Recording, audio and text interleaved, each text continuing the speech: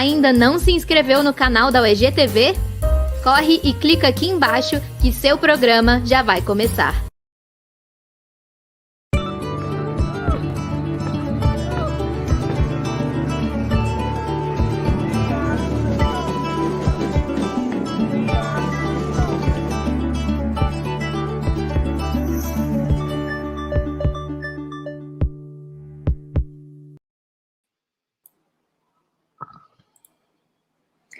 Olá, boa noite, pessoal.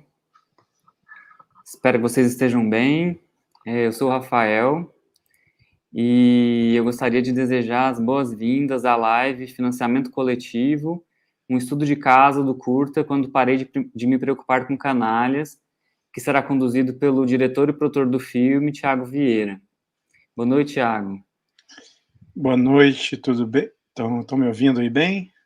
Sim. Bom, essa live faz parte do Projetar-se, né, que é um evento que promove uma série de atividades de formação e difusão cinematográfica de forma gratuita e online. A programação prevê a realização de 2 oficinas, uma live e a exibição de 2 curtas-metragens e acontece até a próxima sexta-feira. Em nome da Via Filmes, da Imensidão Filmes e da UEG TV, eu gostaria de agradecer a presença de todos, todas e todes. Esse projeto ele é promovido com recursos da Lei Aldir Blanc e é uma realização do Ministério do Turismo, da Secretaria Especial de Cultura do Governo Federal, do Governo de Goiás e da Secult Goiás. Além disso, conta com apoio institucional do curso de Cinema e Audiovisual da UEG e da UEG TV. Gostaria de apresentar brevemente o ministrante, né? O Thiago ele é cineasta, roteirista, atua como profissional de comunicação desde 2005. E o seu filme mais recente, que é o curta Quando Parei de Me Preocupar com Canalhas, que é objeto da nossa live de hoje, ele foi lançado pela revista Piauí e recebeu mais de 20 prêmios nos mais de 40 festivais em que ele foi selecionado. Atualmente, o Thiago trabalha na pós-produção do curta de ficção Sinal e no desenvolvimento do longa de ficção Aviso. Gostaríamos ainda de convidar vocês para que participem conosco, deixando seus comentários e suas perguntas no chat. A partir de hoje, os filmes Quando Parei de Me Preocupar com Canalhas e Vamos Continuar e Permanecer Aqui estão disponíveis para visualização de forma gratuita e online no Vimeo da Via Filmes. E podem ser acessados através do www.vimeo.com/viafilmes. Bom, finalmente eu passo a palavra para o Thiago e desejo que a gente tenha uma ótima live. Obrigado. Obrigado, Rafael. Boa noite, pessoal. Todo mundo que estiver nos ouvindo aí, queria agradecer a oportunidade, agradecer a participação nesse projeto, desenvolvimento de vocês, da Imensidão Filmes, né, agradecer ao EGTV, Ana Paula, todos vocês. Bom, eu vou propor que a gente assista o filme logo de primeira, né, e aí depois a gente volta aqui para começar a conversar. Agora, vamos ver como que eu vou fazer isso, né? Será que vocês estão vendo aí alguma coisa na tela? Se alguém puder me ajudar aqui. Tá. Esse aí pode entrar em tela cheia, quem é que estiver administrando. Eu não preciso...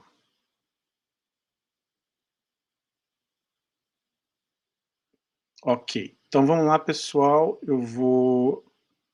Rafael, se tiver o som ruim aí por acaso, aí você me interrompe, por favor.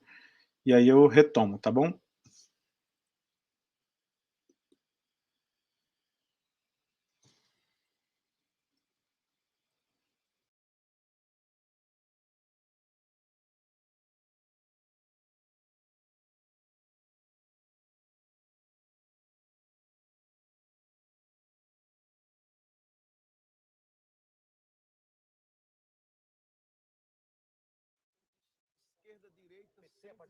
Quem disse que o Lula é um homem que governa com a esquerda? Não é mais de esquerda. Lula nunca foi de esquerda. Então ele é o quê? Isso aqui é uma democracia. Ou você se coliga, ou você não dirige. Não governa. Agora, quer saber por que então que ele não fez uma reforma política aqui no país? Mas a reforma não é uma coisa que acontece de uma hora para outra. Mas ele tinha apoio popular. Ele foi votado. Para ele poder mudar as coisas, ele tem que ir lentamente mudando. Lentamente, mas tá muito devagar. Eu acho o maior líder mundial. É Lula. Líder mundial, claro. O exterior ama o Lula. O cara é idolatrado. O exterior suporta o Lula. Suporta o porque é um caralho. puta eles amam. líder. É um puta líder de merda. É o primeiro cara latino-americano que tem algum respeito. É mais um que quando assumiu só fez cagada, só fez merda. Não fez cagada nenhuma. Cara, Ele sobrevive às cagadas anteriores. Sempre. Eu sou petista, eu amo petista. Não, você não é. Você não é petista. Ah, não sou mais. Vira casaca. Por quê? Só porque eu acho que o cara tá fazendo corrupção, se coligando com esses carne seca, carne de pescoço do caralho. Não, então você concorda comigo, tá tudo certo. Não, não concordo. Tudo que você tá falando é uma grande de uma merda que você tá falando. Você tá falando merda. Ele tá falando merda. Mas ele você achando também. que o Lula podia se coligar com qualquer partido. Como também, eu não falei merda. Não, mas falou tá assim. exaltado. Não, você Não falou tô que exaltado. Você tá Eu exaltado. não tô exaltado. Você tá exaltado.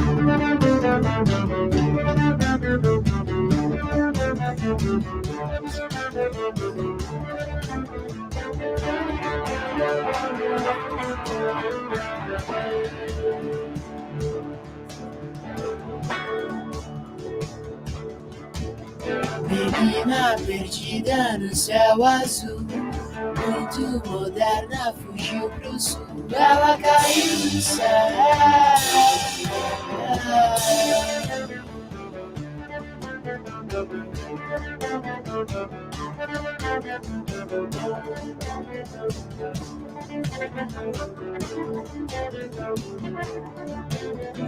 Wesley Sergia de 69. Se apaixonou por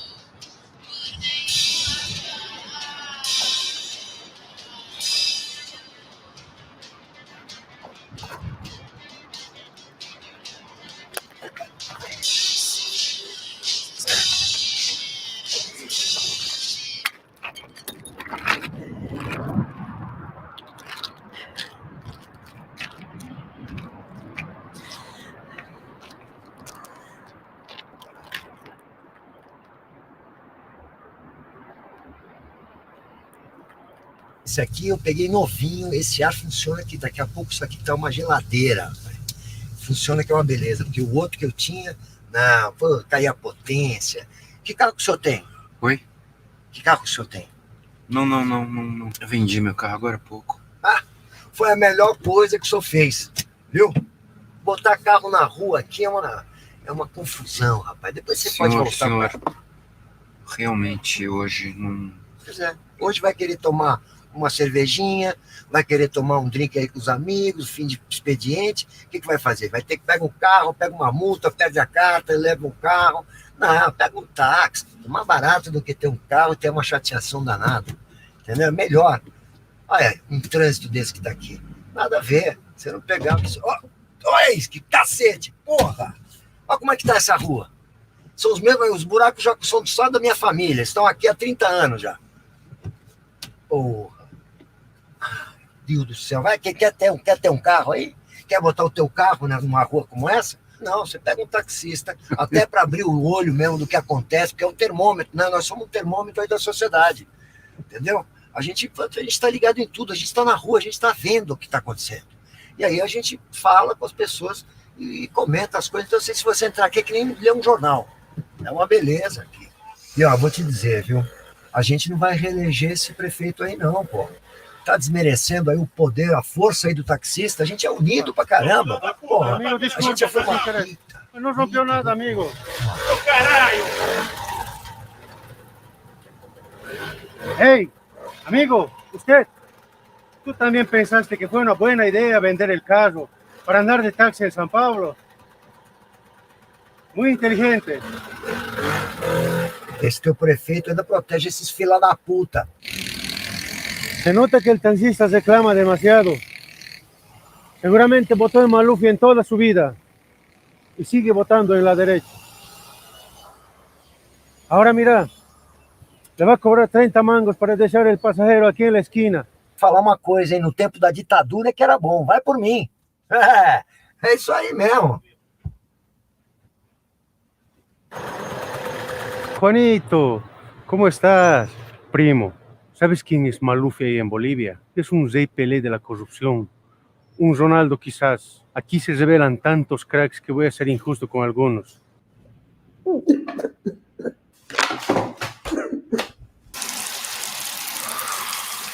Alguém mexeu na minha conta. Certo. Não, eu tenho total controle. A senhora poderia me passar para Janete? Todo el caso tomándoselo todo. Y ahora llora en la mierda. Fudeu, puta que pariu, fudeu. Muy tarde, amigo. Perdeu sua cabeça? Você ficou retardado? O que aconteceu? Você bateu a cabeça? Tá falando na minha cara que o PT se corrompeu? Tá se vendendo, tá tudo bem. Você votou esquerdo a vida inteira! Sempre você não votou? Você votou no Lula! Vai comendo. Meu Deus, mas que homem burro! Pode até se coligar Você é um para homem implantar um burro. sistema de governo. Não tem nada na sua cabeça, Meu pai na sua morreu cabeça, apoiando Maluf, pá. El problema es que el alcohol le suelta su lado taxista. Un taxista de izquierda. Sí, deprimente. Puta que... ¿Cuánto tiempo dedicado a reclamar? Eu queria ser o Lula, mas eu não sou! Tá Não tenho coragem, não tenho culhão que o Lula tem! Ainda tem, ainda bem que você Eu me tenho, ouviu. até tenho, O mas Lula não sabe tenho. dessa porra? O Lula Y lo peor, se achando politizado, útil, importante. Un pseudotaxista en el éxtasis de la crítica sociopolítica. Pobre. Você é um bosta! Eu fiz!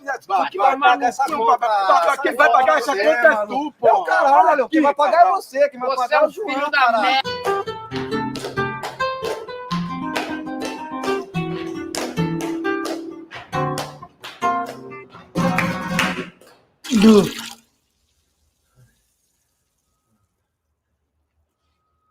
Bienvenido al mundo real, amigo. Un mundo de los que solo reclaman, no hacen posa ninguna, y en algún momento te cobrarán 30 mangos. Tá aqui. Tá me devendo trintinho. Não acredito no que eu tô lendo. I don't believe. Qual foi? Fuck you in the night.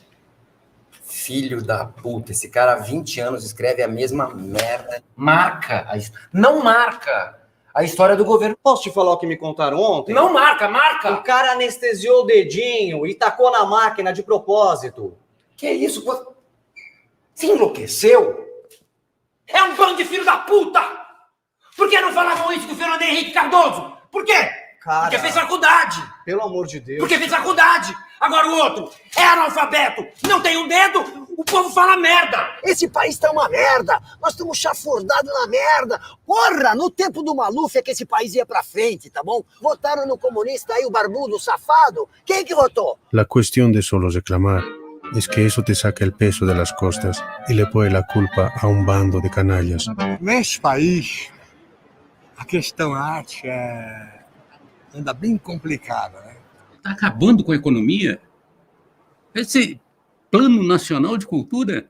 Pelo amor de Deus, o que é isso? Sem a ajuda dos governos é quase impossível produzir. Disfrutan por fin de la gran sensación de bienestar que viene después. Filhos da...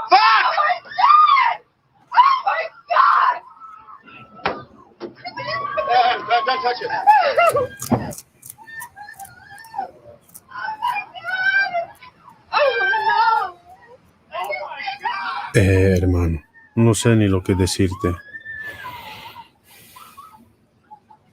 Na boa, Rampicamo.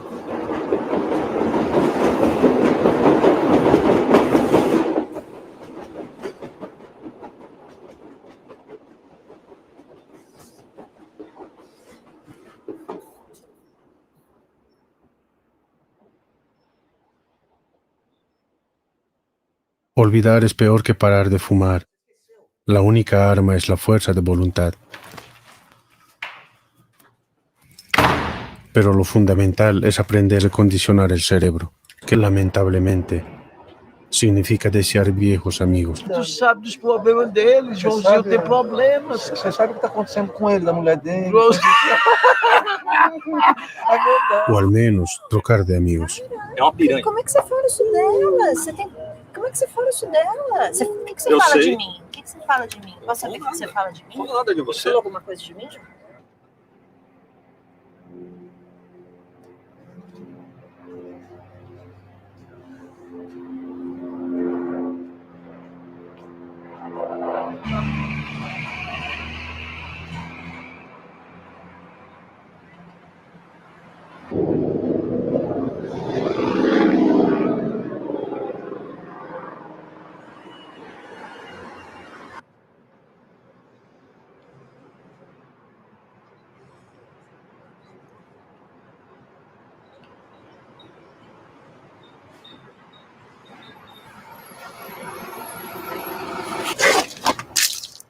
Bueno, tem que empezar a vivir sin culpas, porque en 2 semaninhas ya comienzas a entrar en un mundo sin CPI, diputado, vereador, gobernador, etc.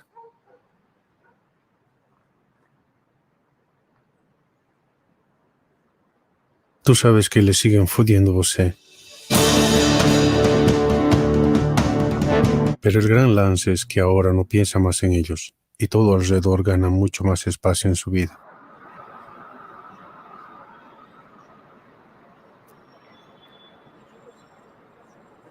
Sin duda, lo mejor es voltar a contemplar los paisajes que dejamos de lado, sin explicaciones sensatas.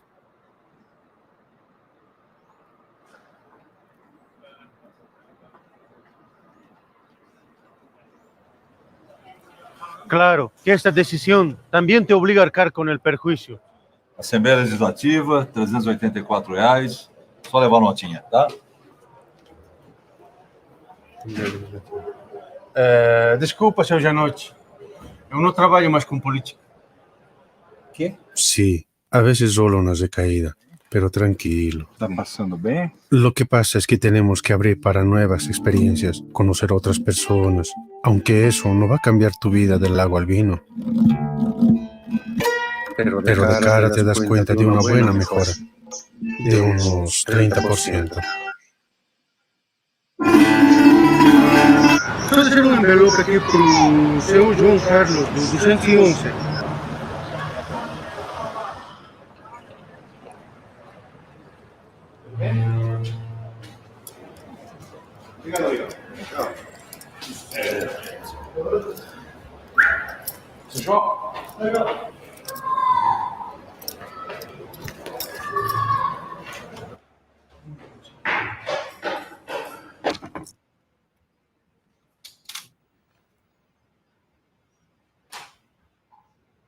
Dentro da cabeça de um velho comunista. Primeiro, a data, 1950, em pleno stalinismo, papéis mofados, exatamente como este programa de direitos humanos, bonito por fora e soviético por dentro. Primeiro, eles querem rever a lei da anistia para crimes de 40 anos atrás. Hoje, os generais do exército têm 50 anos. Eles nem sabem direito o que foi a ditadura. Enquanto os comunas do governo... Hace um tempo atrás, eu teria ficado fervoroso, empolgado, enojado, triste, contento, feliz, nervioso, sei lá, qualquer coisa. Do executivo, eles têm ódio à democracia. Desconfiam da sociedade, de nós. Pero llega um momento que é diferente. Liberdade. Para quê? Dizia Lenin. Esse programa... ¿Qué te importa que te ame? Si tú no me quieres ya. El amor que ya ha pasado no se debe recordar. Fui la ilusión de tu vida, a mí lejano ya. Hoy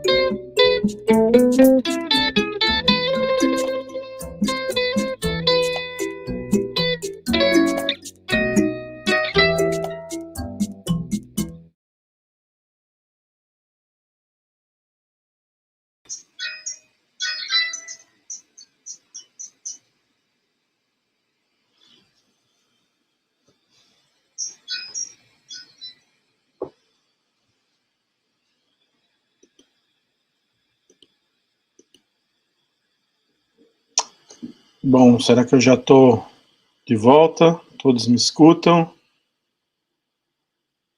Dê um sinal aí, Rafael, para ver se eu posso seguir em frente. Por favor, vamos lá. Bom, vamos lá então. Vou compartilhar aqui a minha tela. Assim que puderem compartilhar, a gente já... Bom, nós vamos falar aqui, o tema proposto aqui pelo Projetar-se era falar de financiamento coletivo, né, que foi a forma que esse filme... Eu preciso compartilhar? Será que eu que estou fazendo errado? Isso, Thiago. Pode você mesmo colocar aí a apresentação. Deixa eu ver aqui, compartilhar, pode ser que eu esteja... Ah, talvez eu tenha que interromper a anterior para compartilhar a próxima. Isso. Tá... Aqui, eu acho que agora foi.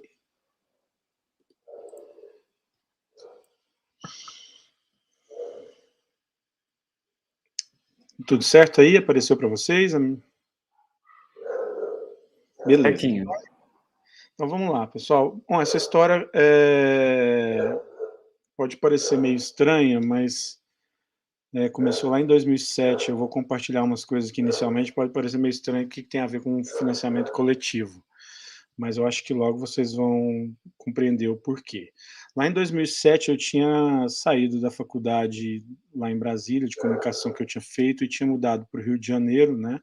Mais especificamente aí no bairro da Glória, e bem atrás desse hotel aí, Golden Park, né? Não no hotel exatamente, eu morava numa pensão atrás dele, né? A Glória tem um morro ali, eu morava... e esse morro sobe assim por trás desse hotel. E esse hotel, na época, era a Videofilmes, né? Para quem conhece, hoje eu nem sabia que tinha transformado nesse hotel, fui entrar no Maps aqui agora e descobri, que é a produtora dos irmãos Salles, né? Walter Salles e João Moreira Salles, que também, depois eu acabei descobrindo que era o mesmo prédio da revista Piauí, né? Que também faz parte deles ali, né? E, bom, eu tinha ido para o Rio de Janeiro basicamente porque eu queria trabalhar com esse pessoal, né? Esse era o meu foco, esse era o meu objetivo. Eu saí meio vislumbrando essa coisa na faculdade e desembarquei no Rio de Janeiro pela primeira vez, assim, passei na frente desse prédio aí da Videofilmes. E aí eu circulei o bairro e cacei esse lugar para eu morar, e aí eu morei durante um tempo, né? Mas, enfim, as circunstâncias depois me fizeram mudar para São Paulo, um tempo depois, e aí, logo em seguida, eu fui trabalhar na Vila Madalena, numa produtora que ficava nesse endereço aí, na Fradique Coutinho, né? Uma produtora, né? Tá aí, estou eu na produtora, exercendo o meu direito adquirido de festa de fim de ano da produtora, uma produtora chamada Maria Bonita Filmes, né?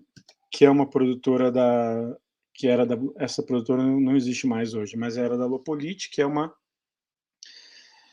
diretora que estava preparando seu primeiro longa na época, né? Quando eu cheguei na produtora, eu era iniciante e tal, e tinha passado por algumas outras produtoras antes de cair na Maria Bonita, e logo comecei a trabalhar lá, meio que estagiário, assim, de uma maneira mais fixa, e ajudei ela nesse início aí, no desenvolvimento desse projeto, desse longa dela, que foi lançado muitos anos depois, e eu estava lá nesse momento inicial. E, ao mesmo tempo, fazia outros trabalhos ali, né, de assistência de direção para as coisas que ela dirigia, e acabou aparecendo a oportunidade de fazer um trabalho para a Maria Bonita, que é esse Itaú Rumos, né, que era uma sequência de 50 episódios de uma série musical, né, com entrevistas e tal. Então foi a minha primeira experiência com roteiro, e isso foi muito importante para mim, né, como aprendizado, assim, né.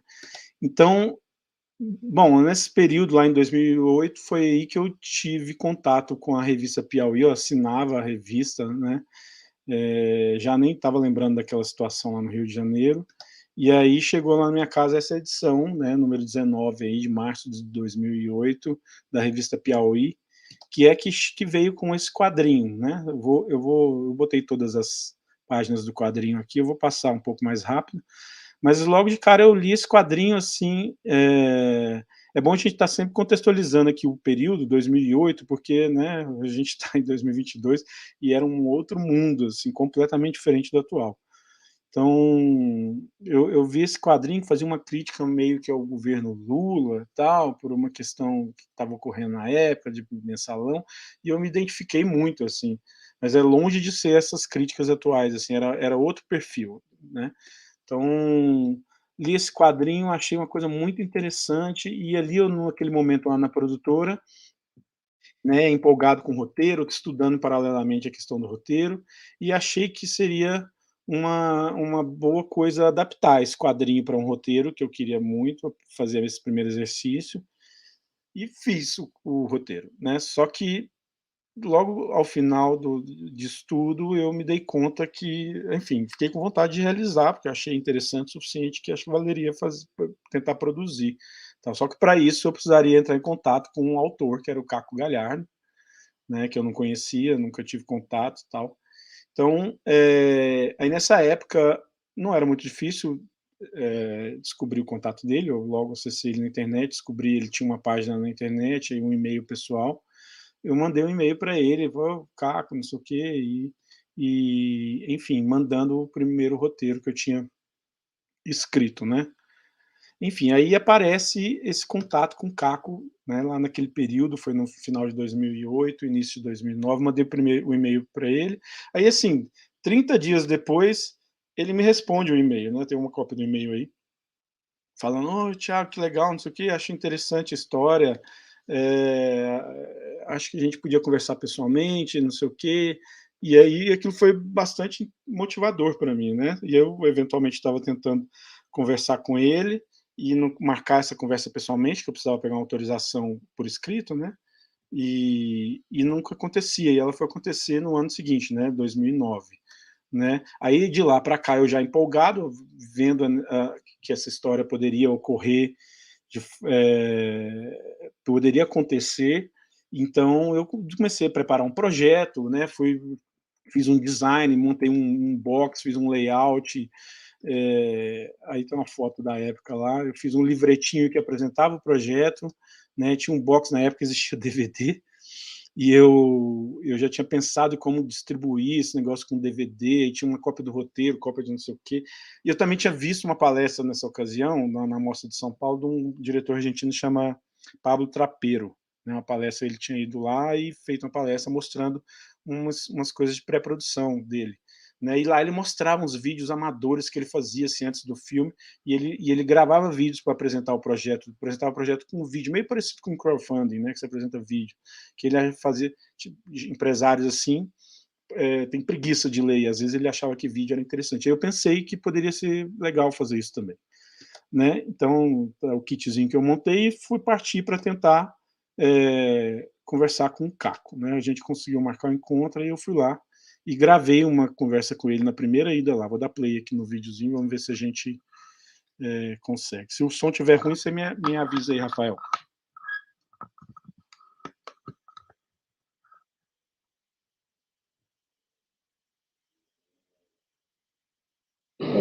Esse é o projeto que eu vou usar para correr atrás de patrocínio e tal. Depois você verificar um depois. Era uma HQ de 6 páginas e eu fiz um negócio que era bem totalmente autobiográfico, a parada e tal. Uma das coisas que estava na minha cabeça era essa coisa da política e tal, que eu não queria mais pensar nisso, e tinha descartado isso, né, na minha vida. Eu mandei acho que umas 3 sugestões, uma delas era essa aí. Eu tinha essa coisa de ficar cobrando muito do governo, de ficar pegando horas, falando, pô, esse cara, toda notícia de escândalo, porque esses caras são os canais, isso, e fica a noite inteira falando disso, não adianta de nada, simplesmente ter perdido. Era muito melhor fazer qualquer outra coisa. Ou então, realmente virar um cara atuante, né? Deixar de ficar reclamando pelos cantos, que é aquilo que todo mundo faz, né? Tem a ver com o taxista também, essa coisa de andar, pegar muito táxi, o taxista é o cara reclamão por excelência. E não faz nada. Começa a mandar e-mail, né, para os caras, se filia a um partido, porque essa coisa de só reclamar é muito fácil, né? E parece que tira mesmo o peso nas costas e tal, porque realmente você está caindo dentro de um vazio. Eu acompanhava, vamos dizer assim, e acreditava, né? Isso que é o pior, isso que é o cúmulo da ingenuidade, é o cara que acredita assim, que aqueles caras vão fazer alguma coisa. Que crença é essa, né?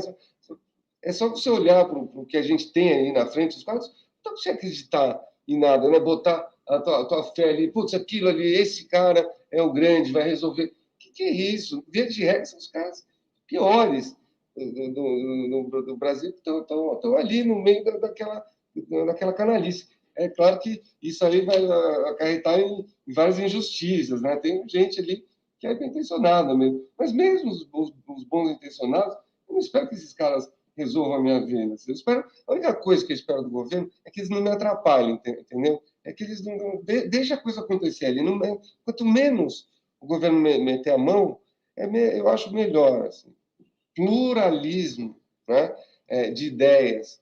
Né? Então não tem essa coisa, o cara fez uma crítica à imprensa. Então, estou fazendo, eu meti o pau nos taxistas, falei mal da imprensa, falei mal de mim mesmo, estou falando mal de uma situação que acontece, e não necessariamente que isso seja uma grande verdade. Tal. É um momento ali da vida. De repente, daqui 5 anos, pode mudar o quadro político e tal, e eu olhar para trás e repensar isso aqui que eu estou falando.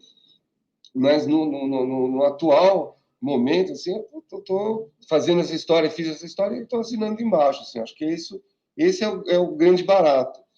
Eu pensei... Bom, voltando aqui, aí eu saí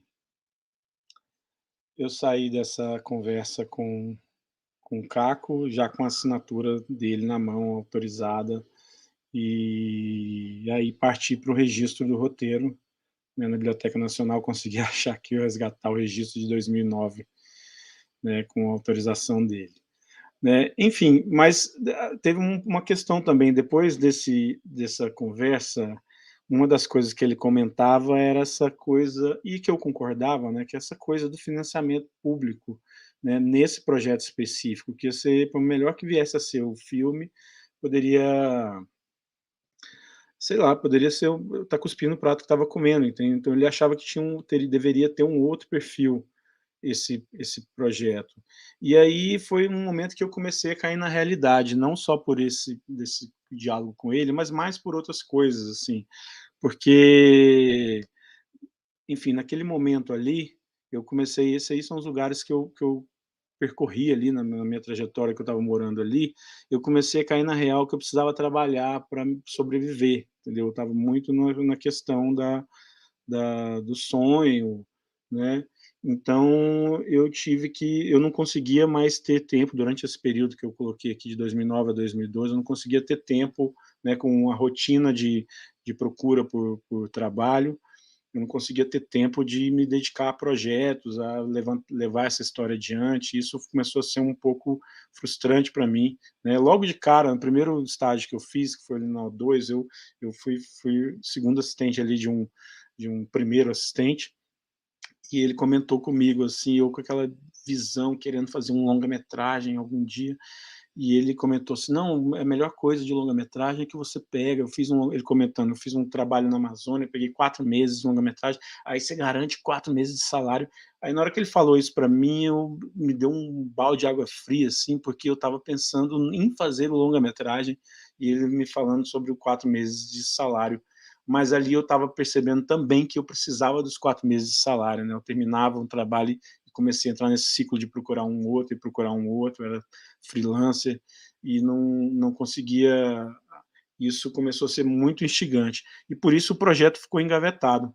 Eu só consegui parar para respirar e com mais calma e voltar a mexer com ele, quando eu entrei na conspiração, que eu consegui trabalhar de forma fixa, né? Então eu me dedicava a ir trabalhar, voltava para casa e simplesmente já tinha para onde ir no dia seguinte sem ter essa preocupação. Então eu consegui ter essa paz para poder voltar e tirar esse projeto da gaveta. Foi aí que em 2013, né, já lá dentro da conspiração, trabalhando fixo, eu comecei a observar essa coisa do Catarse, do crowdfunding, né, financiamento coletivo, né, que já existia na época, já há alguns anos, né, não era novidade ali em 2013, mas eu comecei a prestar bastante atenção, porque estava em ascensão, assim, muita gente comentava, era coisa interessante, e eu peguei esse vídeo que eu tinha gravado com o Caco lá em 2019, tinha gravado também na mesma época,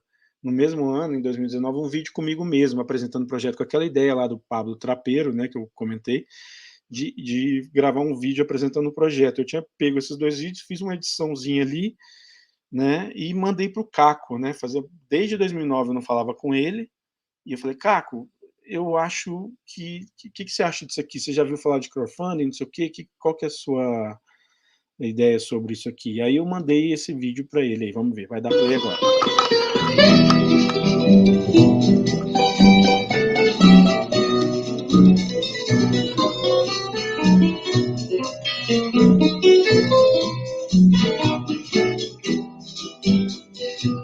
Eu acho que essa história aqui, bicho, ela não pode ser financiada pelo governo. Porque, pô, você tá falando um troço aqui, e aí você vai lá e faz um negócio que você não... Então, né, o que você tá fazendo?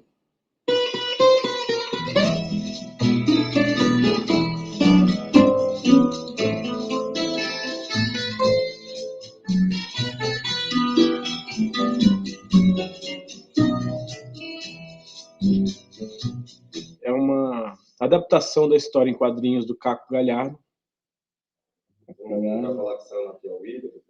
Vou falar. Não conheci o Caco, mandei um e-mail para ele, estou a fim de fazer um curta-metragem, escrevi o roteiro da sua história e dá uma olhada aí o que você acha.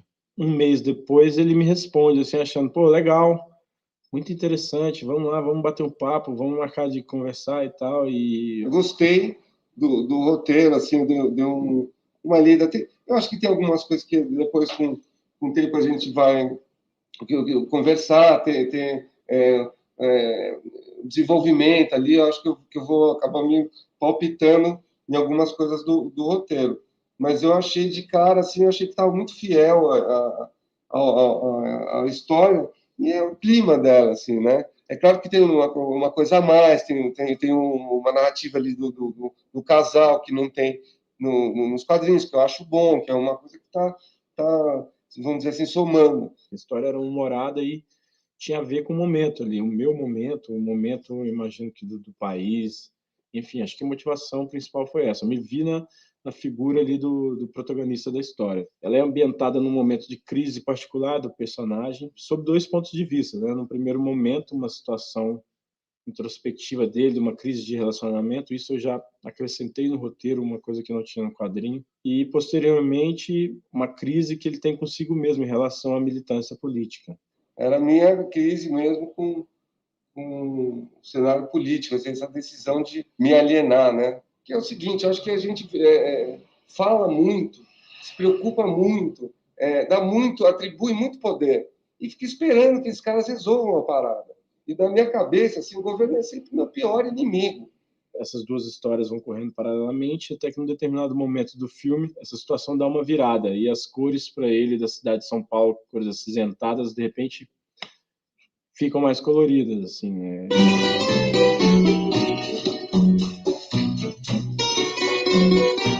Minha tentativa aqui é buscar uma forma de realizar isso de uma maneira viável para quem vai patrocinar, para quem vai realizar, para todo mundo, entendeu? E a gente veio entrar com uma coisa até idealista, assim, de fazer, a gente quer fazer isso aqui a gente quer fazer um curta sem apoio do governo. Já era um troço.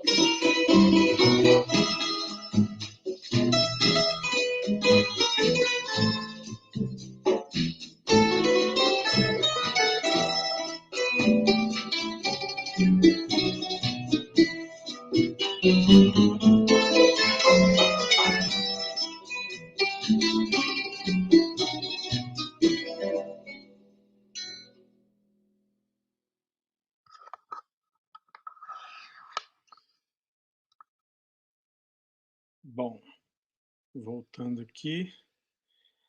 Aí eu, né, mostrei isso para ele, ele achou, é isso aí, esse é o caminho, vai por aí mesmo, e ele se empolgou, eu estava empolgado e a resposta dele foi bastante empolgante também, então eu reanimei, né, coisa que estava estacionada lá de 2009 até então, eu reanimei e a minha paz mental, né, em relação ao emprego também estava um pouco assegurada, pelo menos naquele momento, e aí eu consegui meter a cabeça de volta no projeto, né? Botei o negócio no Catarse, né? Criei um negócio lá, uma página, fiz umas recompensas, e o Caco ainda falou, não, eu vou doar umas tirinhas assim para você doar como recompensa. E aí foi ótimo, até então, nesse projeto, era eu apenas, né, pouquíssimas pessoas, o Caco, um ou outro amigo, uma outra pessoa que ajudou assim, mas era basicamente eu que levava isso sozinho. E aí comecei a fazer, né, preparar as cotas lá, essa aí é a cota de R$25, simbólica, que era apenas o link para assistir, para baixar, se a pessoa com 45 ela ganhava o nome nos créditos de agradecimento, mais o link, né, aí ia somando, né, cada cota vai somando a anterior. Né, aí essa daí, link, créditos, e ganhava mais o pôster, né, a R$75, R$100 ele já ganhava uma camiseta, mais tudo, né, essa não tinha camiseta ainda, mas depois que o filme saiu, a gente fez essa camiseta aqui, ó, né, mas na de 250, essa cota é meio ridícula, assim, eu pensando hoje, assim, ele ganhava uma cópia impressa da uma tirinha do Caco Galhardo, só que autografada, mais as coisas anteriores, imagina, R$250 para ganhar uma cópia impressa, sem noção total, mas enfim. Essa daqui, R$500, a pessoa participava como figurante no filme e ganhava as outras coisas. Essa aqui já era mais interessante, R$1.000 ele ganhava a tira original e todas as outras coisas. 2.500 a pessoa botava o nome ou a marca como copatrocínio, né? 5.000 a marca de patrocínio. Então isso eu propus lá, eu ofereci e entrei no ar no início de julho de 2000, as manifestações, eu acredito que foi julho, se não me engano. Foi logo no início de julho. Isso foi uma coisa esse foi um ponto de virada nesse projeto. Aquele ano de 2013, né, podemos dizer que um divisor de águas para isso que a gente vive hoje aqui nesse momento e que viveu antes disso. Então, por isso é bastante importante ponderar a história e tudo aquilo que a gente estava dialogando até aqui, como antes desse momento. Aí, depois desse início de junho, eu lembro que eu soltei, acho que foi dia 3 de junho, e deu uma semana depois, começou a primeira manifestação dos 20 centavos. Ninguém sabia muito o que era aquilo, nem eu acredito que todos vocês, ninguém sabia, né, do que estaria por vir ali, o que significava aquela coisa reacionária. E aí eu inicialmente achei, nossa, interessante, o filme fala de política e o pessoal está se manifestando, uma manifestação de grande proporção, então isso pode me ajudar, tal, e na verdade não, né, eu saí usando isso como uma bandeira, assim, para pedir apoio, e só que as pessoas na internet, todos, é isso mesmo, tem que parar de preocupar com canalhas, e usava aquilo apenas para compartilhar, para deferir a sua fúria ali, não sei o quê, e não estava nem aí para projeto de filme, ninguém queria nem acessar o link, então isso foi bastante frustrante para mim, então achei que ia me ajudar a questão da manifestação, mas não me prejudicou muito, e com um agravante assim, um agravante gravíssimo, se é que pode dizer assim, que alguns começaram a pegar, e como o título é Quando Parei de Me Preocupar com Canalhas, né, sem saber muito do que se tratava, né, com esse mundo de gente que não busca informação, e começaram a usar isso como uma bandeira meio reacionária, sabe, meio fascista, se acabar com esses canalhas mesmo, é isso aí, tem que se fuder e tal. E aquilo começou a me incomodar muito. Putz, será que eu tô entrando aqui num projeto que tem um discurso reacionário, né? Como eu disse, foi um momento ali de mudança de até então fazer a crítica ao governo Lula era uma coisa, a própria esquerda fazia a crítica, né? O Caco Galhardo fazia a crítica na revista Piauí, era ok. Aí a partir dali começou a ser uma coisa meio estranha, assim, né? Porque está vindo um outro tipo de pessoa fazendo crítica e não é simplesmente crítica. Então eu comecei a ficar muito incomodado, tanto que o final do filme, a final da história em quadrinho, ele faz aquela referência com uma imagem do Lula na televisão, né, num discurso, numa inauguração possível, e no roteiro estava com a imagem do Lula. E nessa altura, eu decidi tirar aquela imagem, porque essa bandeira não era a bandeira que eu estava querendo levantar. né? Embora eu tivesse críticas à questão do Lula, não era isso a questão.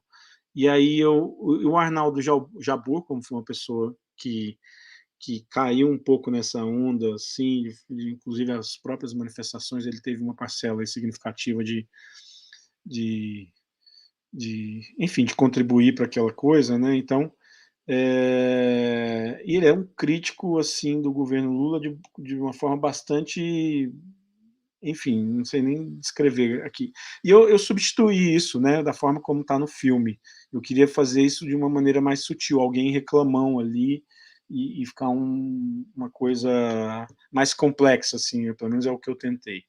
Bom, isso eu fiz essa alteração no roteiro, nem falei para o Caco nem nada, né? Aliás, o Caco acabou não interferindo, depois eu chego nisso mais na frente. Mas eu saí pedindo apoio, né? A época era o Facebook, então cansei de ficar ali no Facebook, e aí a gente entra realmente na questão do crowdfunding, né, do financiamento coletivo, de arregaçar as mangas e sair pedindo apoio para todo mundo, para todos os amigos. Eu tinha uma lista ali de sei lá quantos mil amigos ali, de 1000 amigos. Eu ia um por um, olha, tem um projeto e não sei o que, no inbox de cada um. Tinha algumas pessoas soltavam assim no geral, né, no feed, e eu não, eu ia no inbox ali, tem um projeto, eu queria te apresentar um projeto, eu queria pedir seu apoio, não sei o que, e um por um eu marcava as pessoas que ia fazer uma planilha de quem me respondia e quem não respondia, quem falava para procurar no mês seguinte, eu procurava e fazia. Aí depois passava uma semana, eu voltava na lista daqueles que pediram para voltar. E assim, tinha passado uma semana de campanha e eu não tinha levantado muita coisa ainda, né? Não tinha, eu não me lembro exatamente, faz alguns anos, mas acho que uns R$2.000. E assim, eu comecei a ficar, eram 30 dias de campanha, eu acho, nossa, eu comecei a me sentir muito mal. Aí eu comecei a partir para procurar outras pessoas. Eu já tinha enchido muito o saco dos amigos, né? Ali na internet mesmo, no Facebook. Eu comecei a ir atrás de gente conhecida, assim, do cinema, do audiovisual, produtoras, empresas importantes, e por isso o box também que eu tinha feito lá atrás, para chegar nas produtoras. E pedir esse apoio, né, na cara de pau para gente desconhecida. Eu comecei a partir para essa, e fui um monte de gente, né, uma dessas pessoas, né, aí eu fui, obviamente, na revista Piauí, né, o quadrinho era da revista Piauí, eu mandei um e-mail lá para a revista Piauí, e olha, eu tenho um projeto, é baseado numa história de vocês, eu consegui a autorização do Caco Galhardo, e não sei o quê, e aí a Maria Carlota Bruno, que era coordenadora na época lá, hoje ela é produtora da Videofilmes, ela a resposta padrão, né, assim, não tá podendo e tal, não sei o que, ok. Ali, a data tá ali, ó, 10 de julho de 2013, foi pouco depois do início da campanha. E fui em várias pessoas, só que eu era meio insistente, né, eu queria tentar falar diretamente com o João Moreira Salles, da revista Piauí, alguém da Videofilmes, alguém ali que pudesse gostar da ideia, né? Fui em outras pessoas além da Maria Bruno, tem a Raquel, que é uma produtora lá também, ela nem recebi resposta, mas até que eu ia tentando, assim, eu tinha umas técnicas assim, para tentar descobrir o e-mail da pessoa, e eu mandei um ali arriscando para o João Moreira Salles, e ele me respondeu, né? Tá aí a resposta. Né, Tiago, vou te pôr em contato com o Renato Terra, que é o cara que cuida da parte audiovisual da revista. Infelizmente, somos uma operação pequenininha, sem fôlego para voos caros.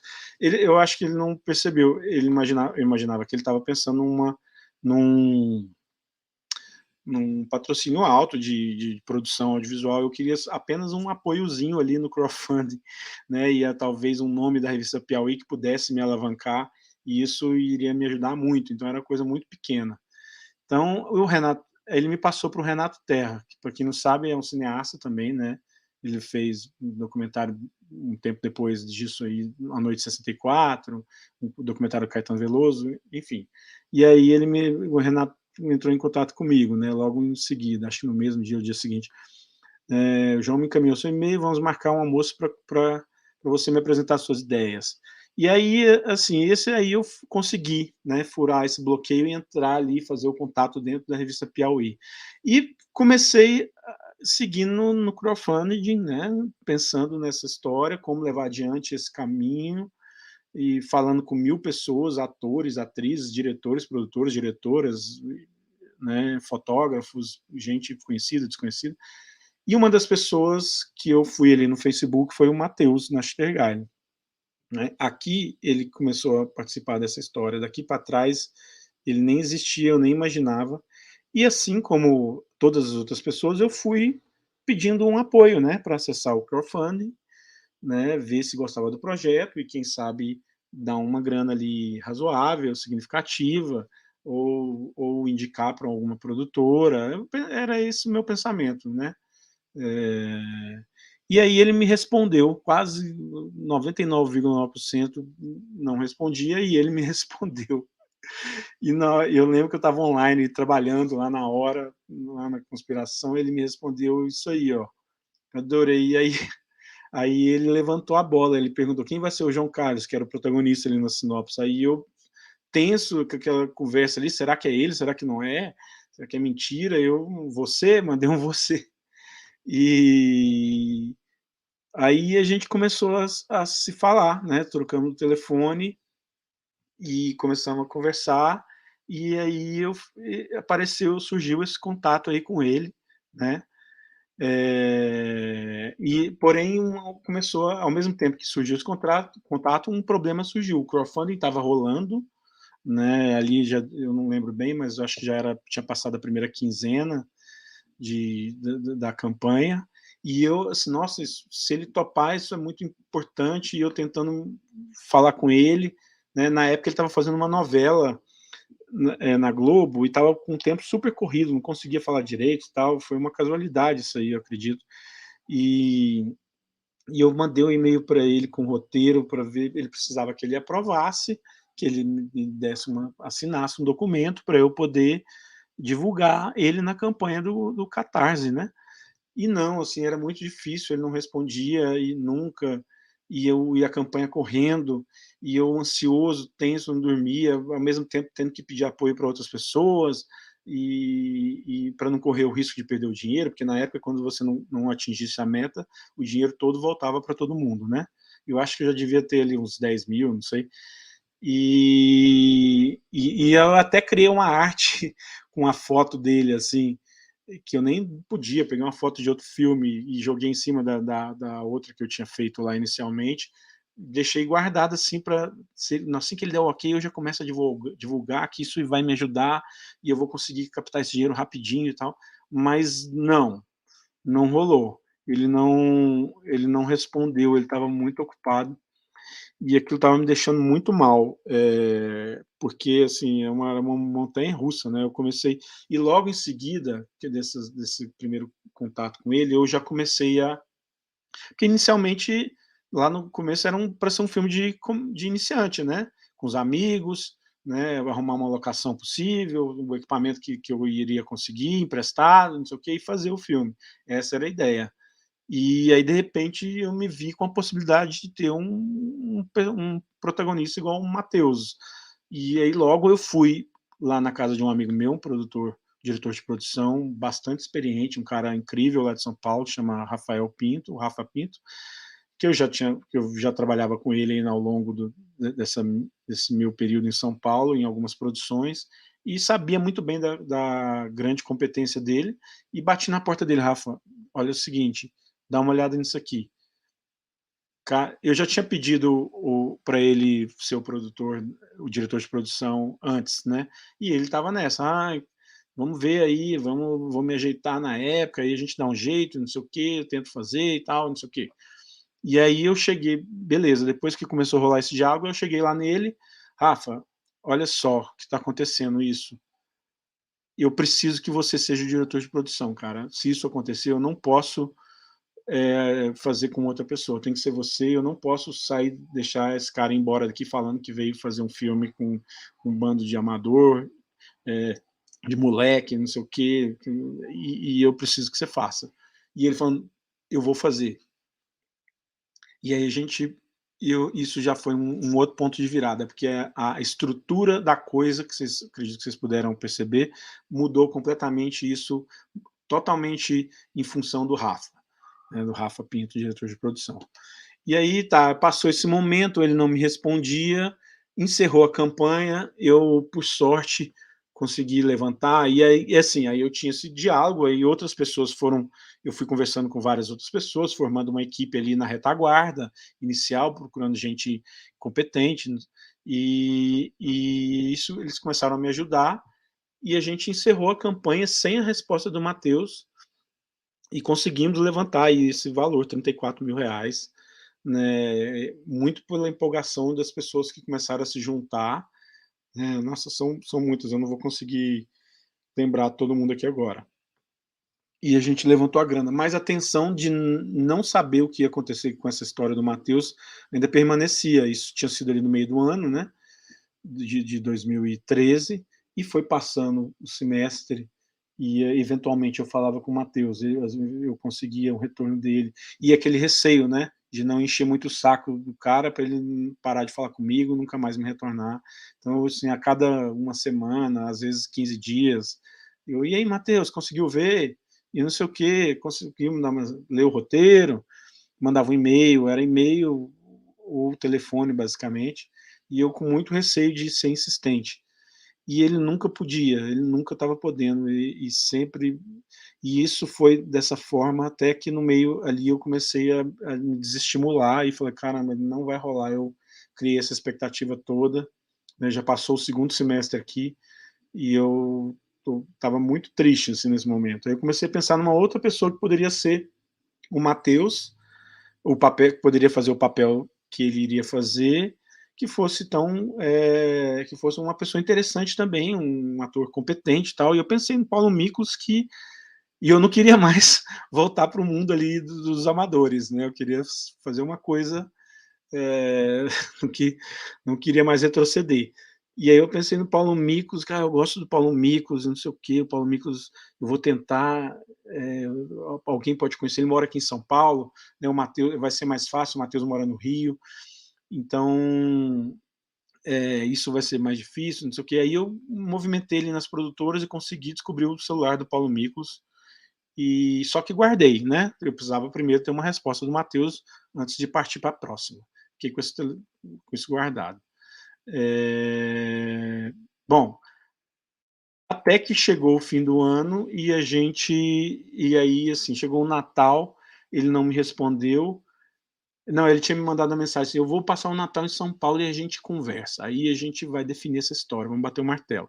Ok, fiquei esperando aqui, né, eu tinha que vir para Goiânia para passar o Natal com minha família, aí eu tô lá no início da semana, na véspera do Natal, assim, numa segunda-feira, o Natal ia ser na sexta, tô lá aguardando ele chegar no dia que ele falou, e não chega, e não manda mensagem, não responde e-mail, não atende o telefone, e eu, muito tenso, já estava assim, aos pedaços já, assim, desestimulado, e peguei minhas coisas, minha mala, e vim embora passar o Natal em Goiânia, e achando que ia dar tudo errado, triste, enfim, fiquei esses dias aqui, passei o Natal e foi beirando o Ano Novo, e eu mandei uma mensagem para ele, eu decidi ser um pouquinho mais enfático.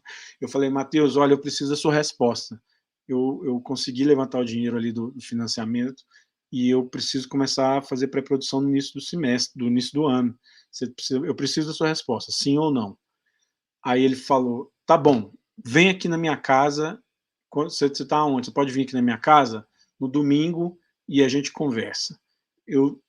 Rapidamente eu passei o Ano Novo em Goiânia, rapidamente eu peguei um ônibus, fui para São Paulo eu arrumei minhas malas e peguei um ônibus e fui para o Rio de Janeiro, né? Eu tinha que passar em São Paulo antes. E fui para o Rio de Janeiro imediatamente. Aí lá no Rio de Janeiro, cheguei e fui...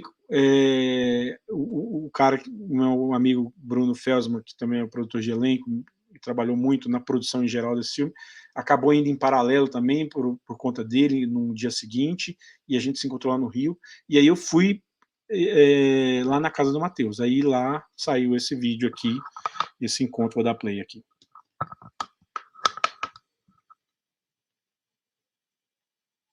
Eu comecei a fazer televisão nos anos 80, em São Paulo, na MTV. E o primeiro trabalho que eu fiz na televisão era uma série de curta-metragens sobre cidadania, e os roteiros eram de Caco Galhardo. Para o meu grande espanto, há um tempo atrás, Thiago Vieira me procurou com um projeto, uma adaptação de um trabalho do Caco para cinema, um curta-metragem. Quando parei de me preocupar com canalhas, eu vou fazer, não só por causa do Caco, porque eu adoro ele e quero reencontrar com ele, mas porque gostei do roteiro, gostei do projeto, e faz tempo que eu não trabalho em São Paulo, então esse projeto vai sair, apoia, ajuda, a gente vai fazer esse filme. Bom, aí eu saí daí em clima de festa, né? Total clima de festa, foi um dos dias mais felizes assim, para mim. O produtor de elenco, Bruno, estava esperando assim fora da casa, dentro do carro. A gente saiu, foi para lá para beber, comemorar, e eu peguei esse vídeo e mandei para o Rafa Pinto, lá, o diretor de produção. Se liga, presta atenção, não sei o que vai acontecer. E aí saí de lá com essa carta dele assinada. E aí foi só comemoração nesse dia, né? Foi um ano novo assim, muito especial, de 2014, e ali no Rio. Beleza, voltei para o Rio, aliás, voltei para São Paulo, e começamos ali a planejar esse início desse trabalho, né? Com essa notícia do Matheus agora na equipe, no início de 2014, eu comecei a conversar com as pessoas, ir atrás das melhores pessoas que topassem, né, claro.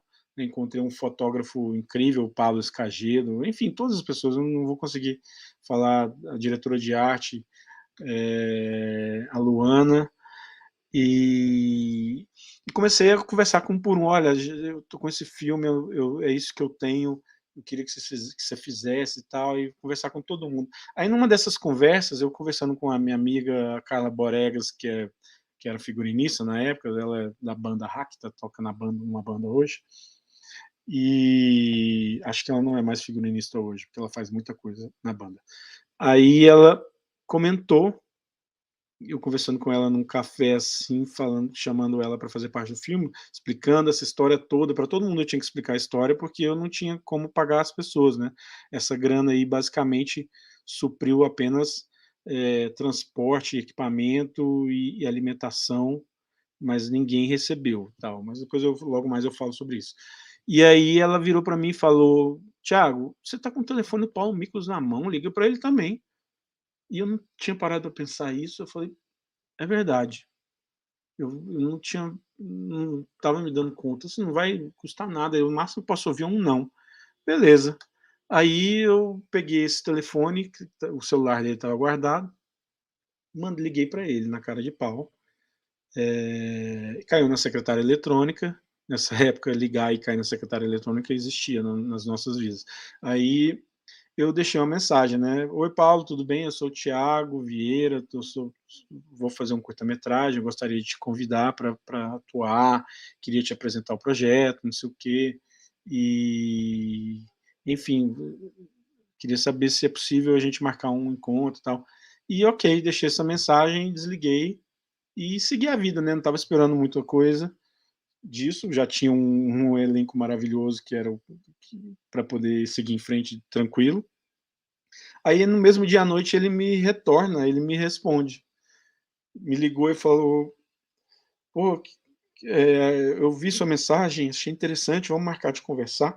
E aí eu fui na casa do Paulo também, e aí ele falou: pô, que legal, eu nunca fiz, vai ter o Matheus Nastergalli, que legal, nunca fiz nenhum trabalho com ele, eu sou fã do Matheus, para mim ia ser uma honra participar e tal. Todo mundo eu tinha que contar a história toda para explicar o porquê que eu não ia conseguir pagar, apesar de ter aqueles 30 mil ali na mão, mas que supriu outras coisas. E aí ele, não é por isso, eu acho o Matheus interessante, eu sou fã dele e eu gostei do roteiro. E aí eu fui na casa dele, a gente marcou lá e aí gravei esse vídeo também.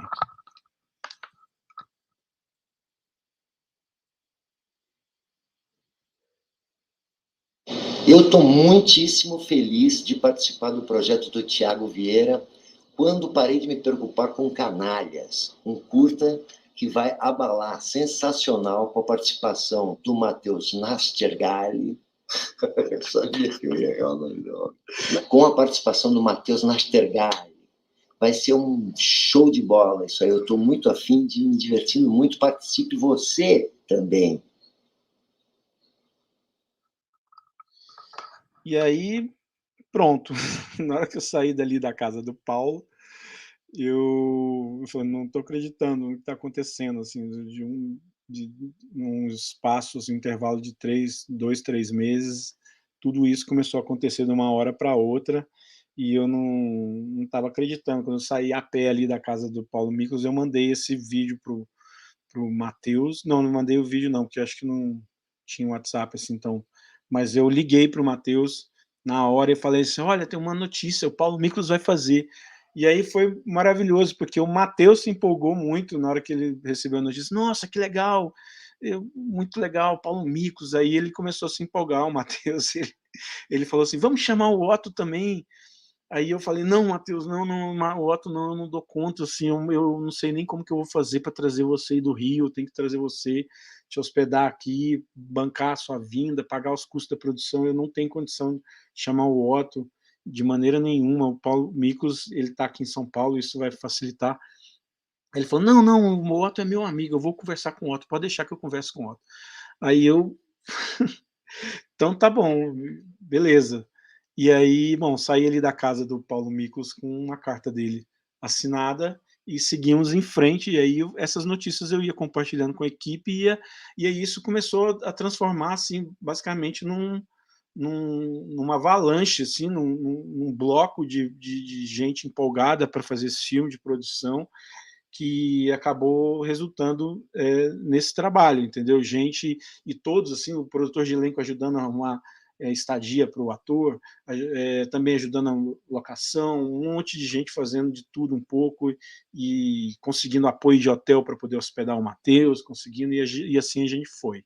Bom, iniciamos ali a pré-produção, né, e aí ainda eu estava num momento sozinho ali, né, de decupagem e tal, nesse trabalho, e comecei a encontrar o elenco também, fazer alguns ensaios. Agora vou dar play aqui nos vídeos aqui de ensaios, até achar esse boliviano maravilhoso, o Richard, que é o ator que fez o boliviano.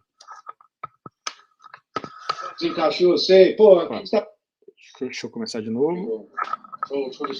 Só desencaixou, sei. Pô, o que você está pensando, seu vagabundo? Ei, tú, ¿piensas que fue buena idea vender el coche para andar de taxi en San Paulo? Muy inteligente. Respira.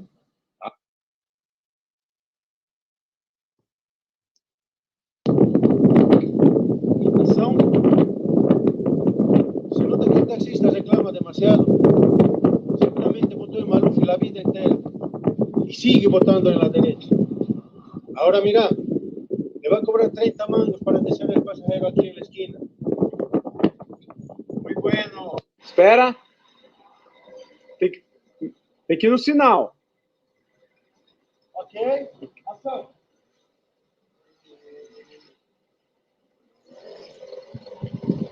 Porra! Desculpa, amigo, não aconteceu nada. Mas desculpa, não, é outro espelho. Eu vou romper tua cabeça, polícia do caralho, filho da puta! Aqui. Hey, amigo. ¿Tú también pensaste que fue una buena idea vender el carro para andar de taxi aquí en San Paulo? Muy inteligente. Ele fala, depois vai lá. Foi câmera, ação. Olha para um lado, ação. Claro que esa decisión también te obliga a arcar con el perjuicio. Ó, preciso de 2 boys aqui, Assembleia Legislativa. R$84, toma nota. Leva lá, Bolívia, Assembleia.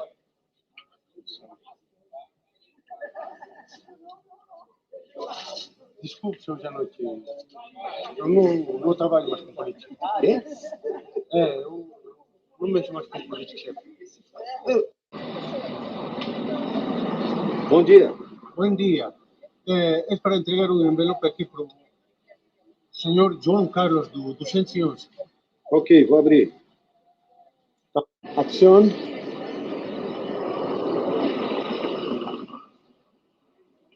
Hace un tiempo atrás eu teria ficado fervoroso, empolgado, enojado, feliz, triste, contento, qualquer coisa.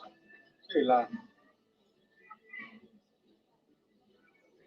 Pero llega el momento en que es diferente. Você foi muito pontual, achei, né? Nuestro acto. Bom, aí a gente fazendo a gambiarra lá para poder fazer esse ensaio, né, na picape aí dessa pessoa que emprestou também, que era uma amiga do nosso produtor de elenco, emprestou a picape, emprestou a mobilete, ela tinha um antiquário ali em São Paulo, então foi virando esse conjunto de coisas, de gente colaborando. E aí a gente, né, amarrou ela em cima e fui gravando ali com o celular para fazer um ensaio.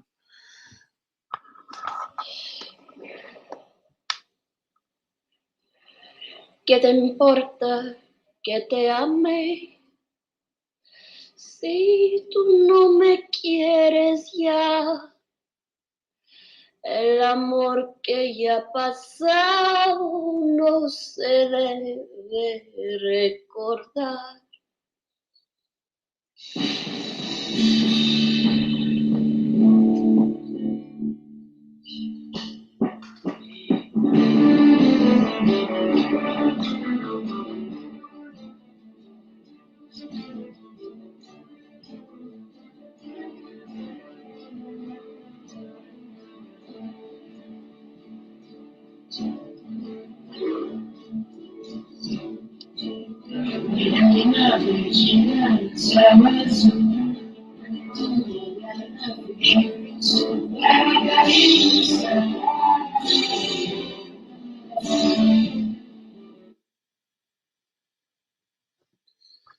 Bom, aí foi a primeira reunião de todo o elenco, né? Só um comentário, esse vídeo dela cantando, ele era o vídeo do teste, né, do ensaio, né, testando e ensaiando ao mesmo tempo. E aí no dia da filmagem, na diária que a gente foi gravar essa cena, a gente fez a gente refez ela cantando, só que numa produção melhor, só que aí depois que eu fui editar, montar o filme, eu achei que o vídeo do teste estava mais interessante para ser utilizado, e aí foi o que entrou no filme. Essa é uma foto da primeira leitura de roteiro com todo o elenco, infelizmente eu tirei poucas fotos esse dia, mas tinha um monte de gente aí que está fora de quadro aí, e aí ele tem o Newton Bicudo também, aquele que está ali do lado do Matheus, né, de camisa bege, um grande ator de teatro lá de São Paulo, que também é amigo do Matheus de muitos anos, e ele acabou convidando para participar, fazer essa participação especial lá. E, bom, pesquisa de locação, né, a gente foi atrás desse prédio, era uma ideia que eu tinha lá desde o início, de fazer essa coisa num terraço, eu queria fazer naquele céu poluído, mas a gente subiu lá no dia da visita, estava esse azulzão bonito, e no dia da filmagem estava um cinzentão, que não era nem o calor daquele de poluição, com aquela mancha de degradê de poluição, e nem o azul, estavam todos cinzas, então são coisas da natureza. A locação do apartamento dele, que é uma galeria que chama Estúdio Lâmina, ali em São Paulo, esse corredor da mesma galeria, ali num prédio antigo do centro de São Paulo, onde a gente fez umas cenas. Esse é um outro prédio ali do centro, um prédio abandonado, e tinha essa sala aí, que é onde está aquela pessoa ali na porta, a gente fez as cenas da dança. E nessa sala aí redondinha, a gente montou a mesa para fazer aquele restaurante de luxo. Então a gente tinha que improvisar as coisas assim. A diretora de arte estava tensa, assim, não, você vai fazer o restaurante de luxo aqui mesmo, mas assim, se você virar para um ladinho qualquer, eu vou ter que dressar um monte de coisa. Não, fica tranquila que a gente vai pegar só um plano e não precisa mais do que isso aqui. E deu certo. O banheiro nesse mesmo prédio, onde o Matheus vomita, esse lugar aqui foi muito interessante, que a gente precisava arrumar um buraco, um lugar que eu queria, um lugar aberto, assim, bonito, que pudesse pegar a paisagem de São Paulo. Esse é o Parque Dom Pedro, que é meio abandonado ali no centro de São Paulo, sempre vazio, então era um ótimo lugar para poder fazer isso. E ali logo ao lado eu poderia fazer a cena do Paulo Miklos enterrado, que como era um lugar deserto, na prefeitura não ia me encher o saco e tal, e eu não ia ter problema com isso, mas lá na filmagem eu tive uma surpresinha que logo mais eu conto. Que era isso, né? Eu recuei um pouco de lado ali, e esse foi o canto que a gente enterrou o Paulo Miklos. Esse boteco, que era o boteco do lado da casa do produtor de elenco, então era o boteco já de estimação dele, facílimo da gente conseguir, basicamente a arte já era do boteco mesmo. Não, estou brincando, a diretora de arte teve muito trabalho. E a gente negociou aí, nós vamos tomar um engradado de cerveja, a equipe inteira aí, e o cara cedeu o boteco para a gente. Né? E dentro da casa do produtor de elenco, a gente fez na cozinha dele, com esse espelho, a cena do banheiro. Né? Ali na Moca, a cena do trem, essa locação. Essa rua ali, do lado dessa passarela ali dos trilhos, é onde a gente fez o engarrafamento. Né? A gente botou todos os carros aí que a gente conseguiu um patrocínio aí da Jack Motors, um apoio, que eles doaram, emprestaram aí 20 carros para a gente fazer o engarrafamento nessa rua sem saída. 20 carros com motoristas, então foi uma coisa maravilhosa para a gente, né? A gente inicialmente ia entrar no meio de um engarrafamento de verdade, e certamente a gente não ia poder fazer aquilo que fez com o motoboy, assim, de virar a câmera para o lado. Então foi nessa rua. Esse é o ponto de ônibus aí, eu achei no Google Maps essa foto, que eu não achei nenhum aqui nos arquivos. Eu dei uma sorte que pouco tempo depois a prefeitura trocou esses pontos aí antigos e botou um ponto moderno, todo de vidro, meio cafona. E aí, ainda bem que eu consegui filmar com esse. Tá, iniciamos a produção, né? Então, foram 7 diárias. Você vê, esse elenco acabou doando. O Matheus, especificamente, doou 10 dias da vida dele para mim, né? Saiu do Rio, ficou gratuitamente, assim, se doou por 10 dias, né? 2 dias para ensaio, né? 1 dia de folga ali, mais 7 dias de filmagem. Então, vou passar aqui rapidamente nas fotos de making off e tal. Essa foi a primeira cena, foi uma diária que a gente fez umas 2 semanas, eu não lembro quanto tempo antes, mas foi um tempo antes das outras diárias restantes, né? Antes do Matheus chegar em São Paulo, porque a atriz, que é a Dora, né, que está sentada aí no meio no colchão, ela precisava viajar, então a gente tinha que adiantar essa cena, e já estava tudo certo com ela, então a gente adiantou essa cena na casa dela, a cena sensual lá, que precisava ter esse tom erótico, mas o filme não é erótico, não é esse o objetivo, né? Mas é para poder escolher justamente aquilo que poderia entrar. Então, algumas coisas aí dessa diária, da equipe, o elenco, nossa equipe completa aí nessa primeira diária, boa parte dessa mesma equipe continua nas diárias seguintes, né? E, bom, na segunda diária, aí foi o dia que o Matheus começou a participar, a gente foi logo nessa cena lá do terraço, estava um dia muito frio, né, terrível, com esse cinza, então, enfim, fizemos a cena lá da cobertura, depois partimos ali para o parque, e aí nesse dia que a gente foi filmar, isso aqui foi o problema, né? Aqui até que não, mas quando a gente partiu para árvore, não, acho que foi outro dia aquele da árvore, peraí. Filmamos essa cena, depois o ponto de ônibus. Eu vou passando aqui para a gente não perder tanto tempo aqui mais. Qualquer coisa vocês vão então. Também você vai ter que trocar o lugar depois que 33, plano 1, take 1. Silêncio total, vai ser só ação.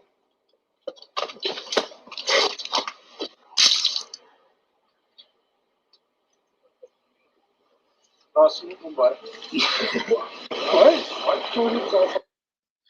Esse trechinho dessa cena do vômito aí que foi interessante, né? Aí depois partimos ali, foi o dia que o Caco apareceu no set de filmagem. Ele não participou, né, em nada no filme, assim, a não ser doando a história, né? Mas ele efetivamente, assim, com outros trabalhos, ele também estava começando a fazer uma experiência aí como roteirista de uma série, então ele só foi nos visitar um dia mesmo, mas acabou que não deu pitaco em nada, né, nas adaptações do roteiro, nada, ele só foi nos visitar mesmo e reencontrar o Matheus, que ele não conhecia e não via há muito tempo e tal, né? Repara ali no fundo ali que tem aquela estátua lá, e ele acabou fazendo uma participação especial ali, que ele fez um desenho que era só para o Matheus contemplar a paisagem, e ele fez um desenho que seria contemplando e desenhando. Aí ele rabiscou nesse caderno ali.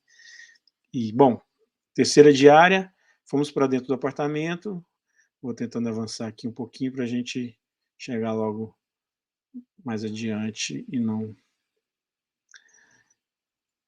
Eu gosto muito dessa foto, que todos olhando para o monitor e tal. Bom, na quarta, essa aí dava para entender mais ou menos a estrutura que o Rafael e a equipe toda conseguiu montar, né, esse caminhão com equipamento, todo mundo, ali tinha um monte de curioso ali no centro, foi a diária dos outros personagens coadjuvantes. Esse dia, coitada da atriz, ela estava fazendo um outro trabalho, trabalhando em outra coisa, ela chegou atrasada, a gente estava indo muito bem, assim, adiantada até, ela chegou 2 horas atrasada, chegou super tensa, e a gente precisava acalmar ela para não atrapalhar e fazer a coisa direito, né. E, bom, mas deu tudo certo no final das contas. Quinta diária, esse dia foi o problema que vocês já estão vendo por quê. O lugar que eu precisava cavar, a gente tinha imaginado arrumar umas enxadas, a gente ali da produção cavar o buraco, chegar cedinho e cavar com enxada. A gente nunca ia conseguir fazer isso, a gente subestimou essa história de cavar o buraco. Aí quando a gente chegou para filmar, o diretor de produção, o Rafael, chegou de cara e viu esse tratorzinho ali da prefeitura num canto, bem cedo fazendo um trabalho, e aí ele chegou no cara lá, vem cá, dá uma força aqui pra gente, o cara foi lá e cavou pra gente, em 2 minutos fez o buraco que a gente precisava, e resolveu o nosso problema, assim, para poder enterrar o Paulo Miklos, né, e tá aí. E aí uma outra questão, o lugar tranquilo e calmo para a gente poder enterrar o cara e a prefeitura não ver a gente, não nos notificar e multar, a gente descobriu que era uma escola pública lá no fundo, né. Esse lugar é super deserto, a semana sempre que eu passava lá estava deserto. E aí, de repente, na segunda de manhã, quando a gente foi filmar, tinha o quê? Uma escola pública cheia de aluno, e a nossa tranquilidade, a gente teve que isolar, foi tenso. Para piorar a situação, um dos alunos botou fogo dentro da escola e chegou um bombeiro lá com polícia, e a gente, enfim, situações de uma filmagem. Tá, mais adiante, aí algumas pessoas da nossa equipe, como a gente fez a situação do Paulo, enterramos ele ali. O Rafael, esse aí de boné, que tá botando a pseudo merda em cima dele, né? A Miranda, que é efeitista, fez esse cocô fake aí pra gente colocar em cima da, né? Era uma cor mais neutra, que depois a gente ia acertar a cor dela na pós-produção, que foi o que a gente fez, né? Isso que a gente colocou em cima. E tá aí o negócio montado. Depois a gente... A equipe, né, da pesada, né? Tá aí o maquinista, esse de camisa vermelha aí, o Habib, um cara super experiente, e o Vagnão, esse de preto aí, segurando o rebatedor. Olha só a coincidência, o Vagnão foi eletricista na equipe do Abril Despedaçado, do Walter Salles. Isso foi uma coincidência que depois eu acabei descobrindo, mas esse foi um privilégio que eu tive também de ter, contar com essa... que esse filme teve, né? Eu não, o filme. E aí é um trechinho da adaptação, né, pra gente, só para ilustrar. Aquela ali no fundo do lado do Paulo é a nossa diretora de arte, a Luana. Bom, mudamos para o bar, né? O Otto, foi o dia do Otto, esse aí, né? Ele encarou como uma cena, uma vida normal. Estava no bar fazendo o que ele já estava acostumado a fazer, tomar uma e falar de política e tal. O curioso foi que o personagem dele no roteiro era para ser contra o personagem do Matheus, né? Era para ele, o Pardal, o terceiro ator ali, que também atuou como preparador de elenco, me ajudou, os dois baterem de frente com a opinião do personagem do Matheus, né? Ou seja, o Matheus ser a favor do Lula e os dois serem contra, né? Esculhambar o Matheus. E a gente, como o Otto não era ator, a gente botava ele para criticar, e o Matheus, como ator, ele ia rebater muito bem, qualquer coisa. E aí o Otto virou para mim e falou: Thiago, eu queria te falar uma coisa, eu não vou falar mal do Lula não, desculpa, cara. Ele levou pro pessoal, falou: não vou falar mal do Lula, desculpa, e outra coisa, eu não vou brigar com o Matheus é meu amigo. Ele aí eu olhei o roteiro na hora ali com ele, vi ali, não vai atrapalhar? Não, não vai. Então tá, então vamos fazer o contrário, você e o Matheus defendem, e o Pardal, que também é um grande ator, vai rebater vocês, e assim foi. Tá, estamos ali, conseguimos, a equipe de arte fez esses figurinos aí, acho que a gente teve aí R$400 de orçamento de arte, né? Bom, vamos avançar. Meu contraplano ali, o outro lado da rua, onde a gente, que era no inverso da fachada do boteco, tinha uma escolinha ali, os alunos nos assistindo, que foi legal. E a nossa equipe de taxistas. E o nosso fim dessa diária. Bom, sexta diária, essa foi, como a anterior foi muito pesada, aquela coisa do trator e tal, muita gente, essa foi mais suave, o dia do Richard, que é o boliviano, né? A gente fez poucas coisas. Aí aqui, o restaurante de luxo, naquela sala que eu comentei, né? Algumas coisinhas, tal. Aí foi a verdadeira cena da mobilete, né? A gente armou agora sim com a picape, com a câmera decente, e a gente saiu gravando ali, dando voltas ali no centro. E a última diária, que foi a do engarrafamento, uma diária bem complexa também, por lidar com esse tanto de carro, e o diretor de produção, nesse dia, teve uma filha, né, então ele ficou ausente, então foi uma coisa bastante tensa, porque umas coisas atrasaram por conta da ausência dele. Então tá aí a estrutura que ele arrumou, tudo isso o Rafael Pinto arrumou gratuitamente no empréstimo. Ele conseguiu até um trailer de camarim, assim, esse camaleão aí, essa marca que tá aí, é um trailer que para o pessoal preparar ali, que ficou estacionado do nosso lado. E, bom, aí o desfecho dessa diária. Esse aqui é a Raquel Espírito Santo, a fotógrafa Steel, que fez a foto do cartaz, que é esse momento aí que a gente estava clicando, ela estava clicando. E essa foi uma curiosidade, a gente parou para almoçar do lado ali, e aí eu estou tirando a foto do Matheus, que está tirando a foto do Guto, que é o de azul ali, nosso técnico de som. E aí falaram para a cozinheira, tem um sujeito famoso ali, tem um famoso ali da novela, quem que é? O que está de azul. Aí ela chegou perto do Guto, pegou o próprio celular e entregou para o Matheus. Tira uma foto da gente, pediu para tirar a foto dela com o Guto. Aí o Matheus achou graça e eu tirei uma foto dos dois. Então foi uma curiosidade.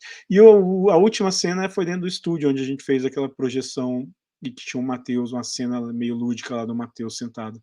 Era o táxi dentro do estúdio, a gente projetava atrás do táxi, né? E o Matheus, uma hora, fazia um canto do carro e depois outro canto. Depois juntava na pós. Partimos para a pós. Vamos lá, vídeos.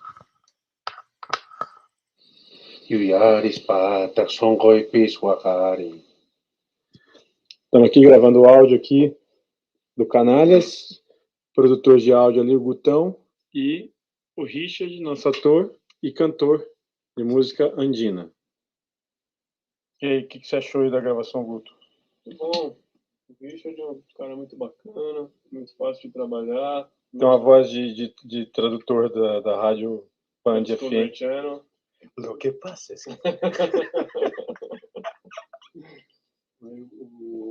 Bom que a gente conseguiu ver. Não, o importante é que o resultado ficou muito bom.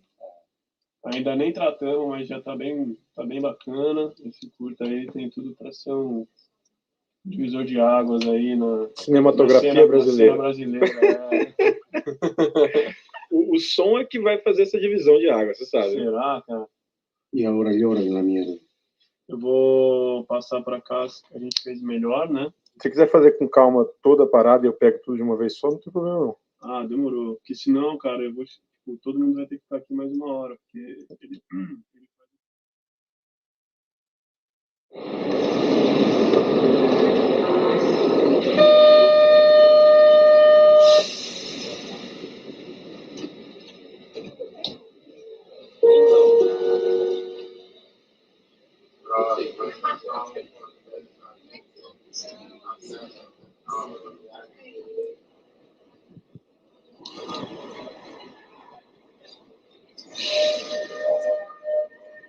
Acabei de chegar aqui no Rio, na Lapa.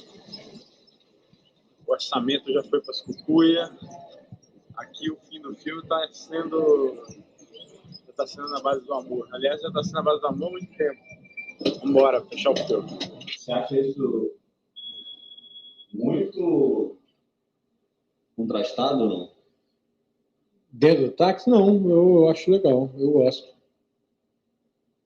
Porque a parada, né, a gente já deu... Eu acho que é um contraste que está ok, que está no ponto. Né? Você acha também? Eu acho. Mas eu vi alguns estilos aqui da nossa referência.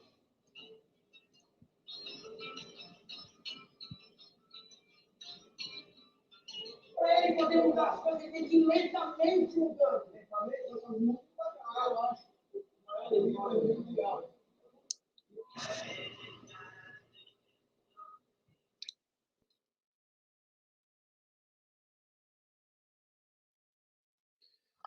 Esse aqui não tem som, então esse aí depois o azul que não há, essa empresa desse meu amigo Tomás, lá do Carioca, que eu trabalhei com ele lá no Rio, conheci, depois ele abriu o estúdio dele de efeitos, de pós-produção, de color grading lá no Rio. Azul que não há, procurem ele, é muito bom. Ele fez esse videozinho aí, e depois teve a contribuição do Vinícius Lousa, meu amigão aqui de Goiânia também, que ele contribuiu em algumas coisas no color grading, no VFX, aliás, né, color grading foi o Tomás. Aí teve o Bruno também. Várias pessoas, foi meio picado muitas coisas, né? A gente precisou ir pedindo apoio aqui, um podia ali, o outro parava de poder e eu pedia para outro, e isso foi acontecendo dessa forma. Aí eu separei uma última cena aqui que é bem interessante, assim.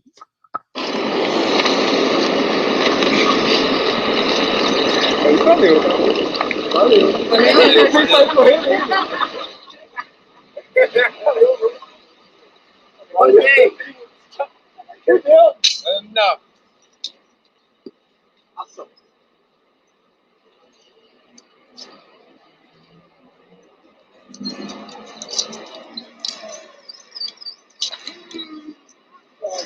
Acertou. Eu acho que acertou, mas acho que vamos recuperar. Mais perto.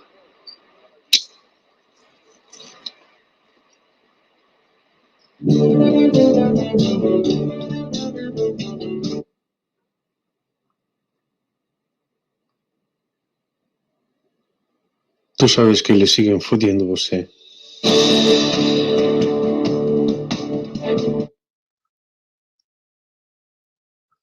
Bom, e aí tendo feito a pós-produção, chegamos nesse tão esperado momento que seria o lançamento. E, bom, com aquela foto, esse é o pôster GIF, né, que eu consegui pegar um trecho aí do material gravado para fazer, mas tem a foto oficial lá da Raquel Espírito Santo, e com o pôster pronto, a gente começou... e eu tinha que fazer umas devolutivas lá para o financiamento coletivo, né, para os financiadores.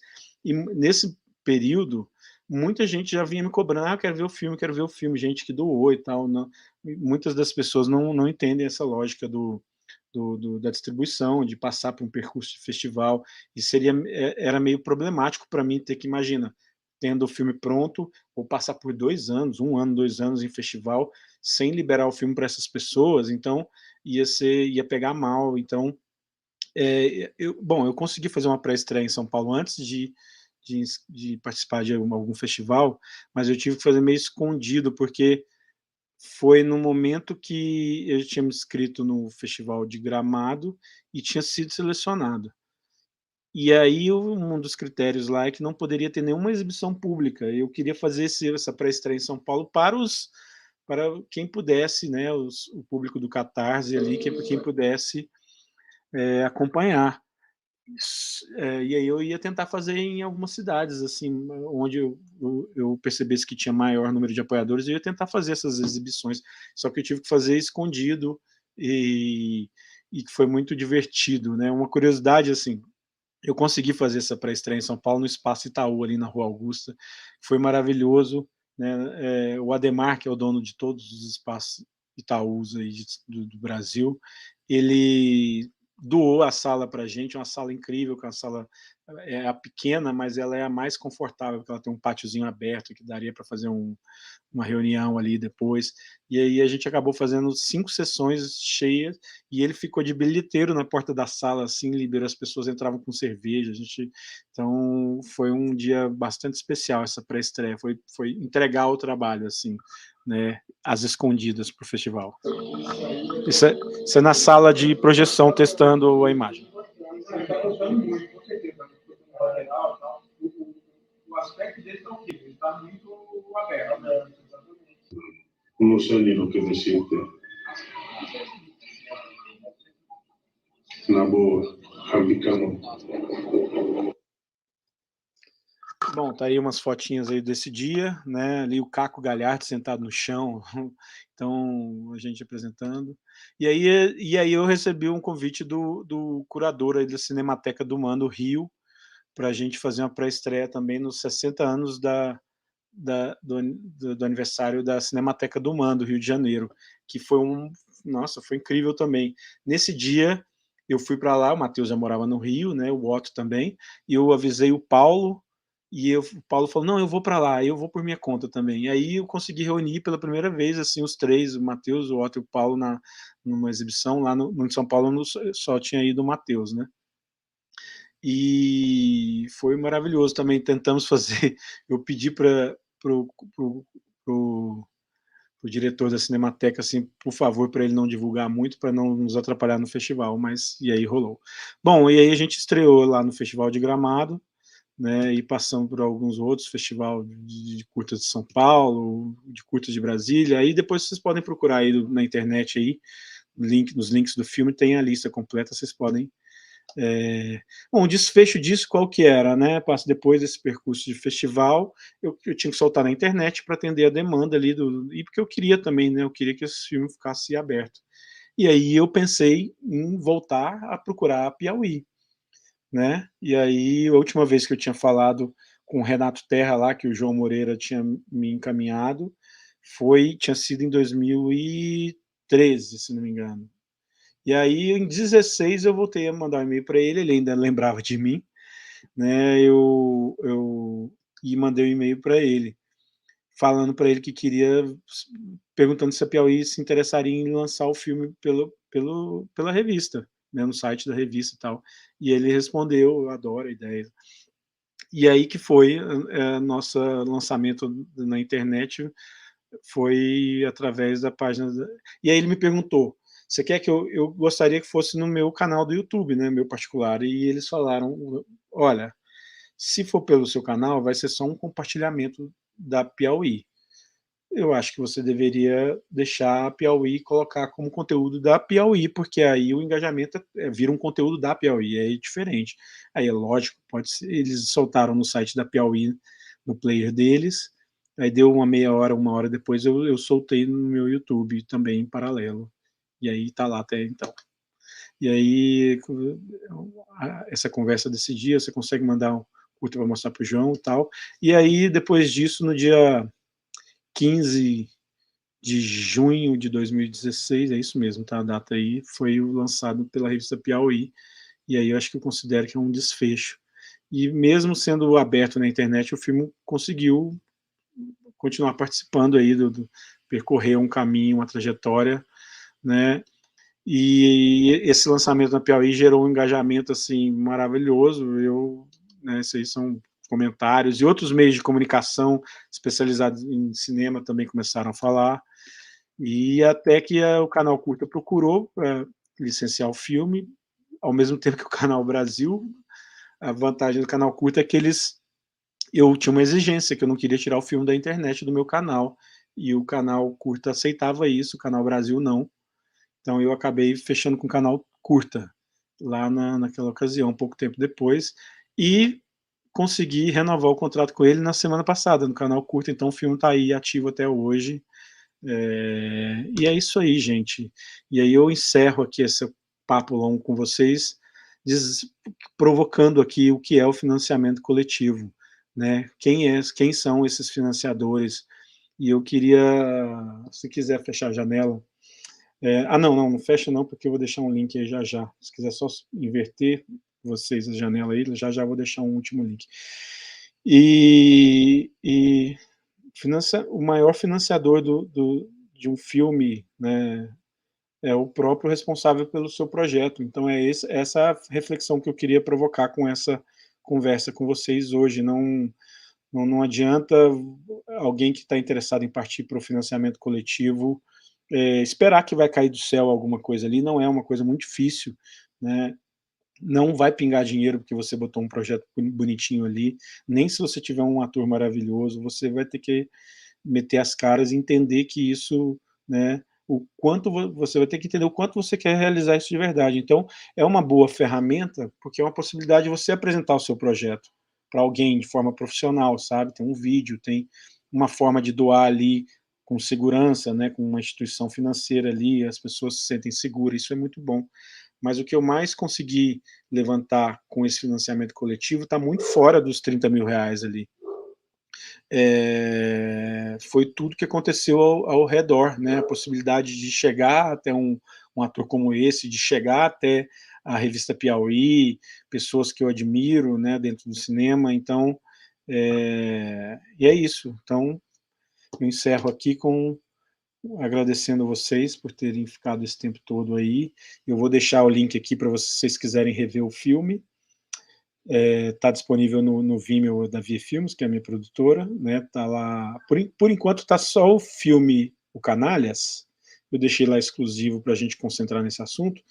Mas assim que encerrar, eu vou liberar o segundo também, que é o que faz parte aqui do Projetar-se.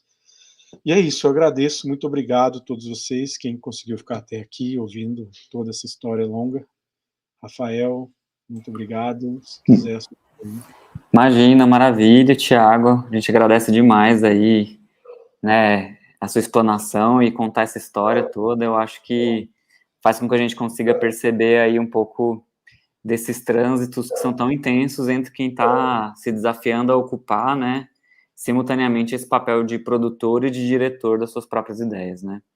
E isso acaba sendo um desafio ainda mais hercúleo, e imagino que isso se potencialize no caso de um filme de baixíssimo orçamento, só com financiamento coletivo e que se propõe desde o princípio a ser realizado sem nenhum tipo de financiamento público. Eu acho que a gente poderia partir para algumas perguntas que foram colocadas para a gente aqui durante a conversa, assim. Aqui começando do fim para o início, né, a Alice Fátima, ela disse... que maravilha esse entrecruzamento da vida com o roteiro, adorei.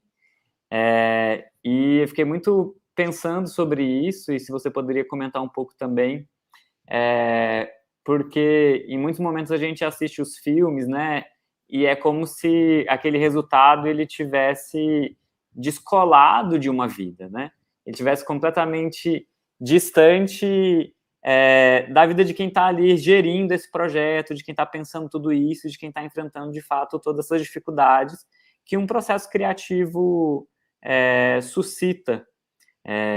Então, se você pudesse contar um pouquinho para a gente sobre isso e o quanto o fato do filme ser feito através de financiamento coletivo torna isso um pouco mais complexo, né?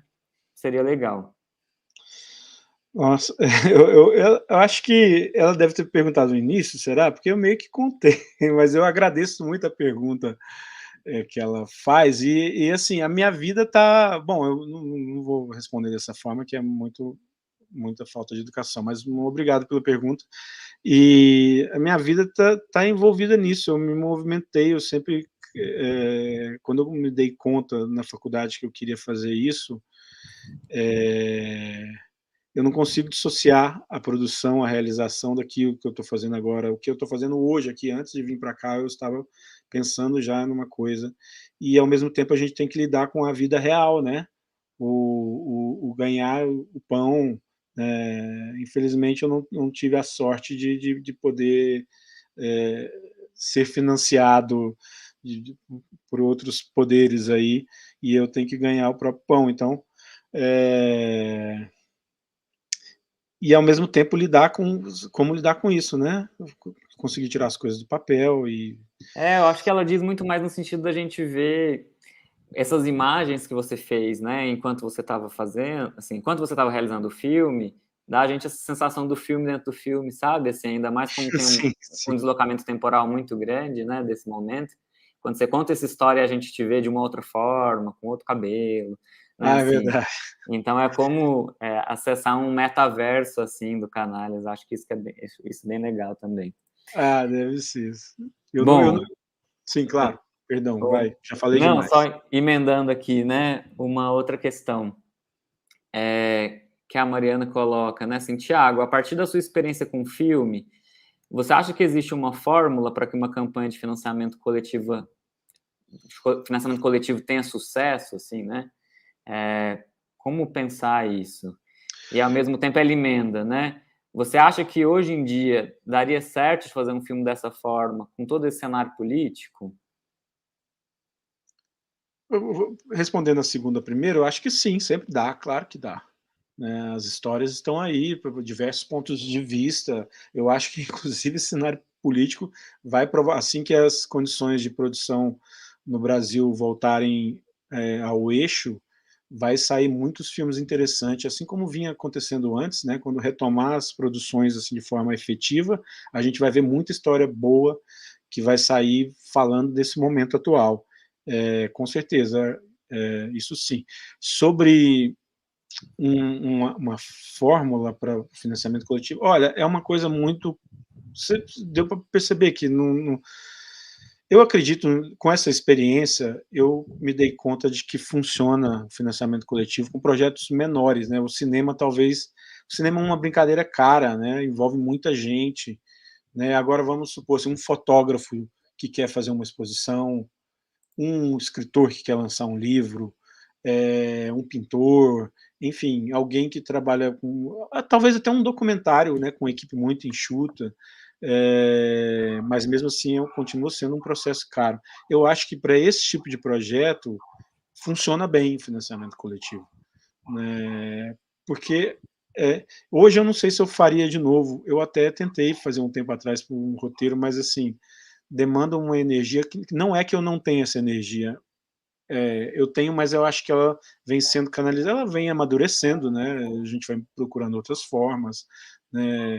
Depositar uma energia para tentar arrecadar um fundo um pouco mais significativo. Então eu estou tentando canalizar por esse outro lado. Mas acredito que projetos enxutos funciona bem, sim.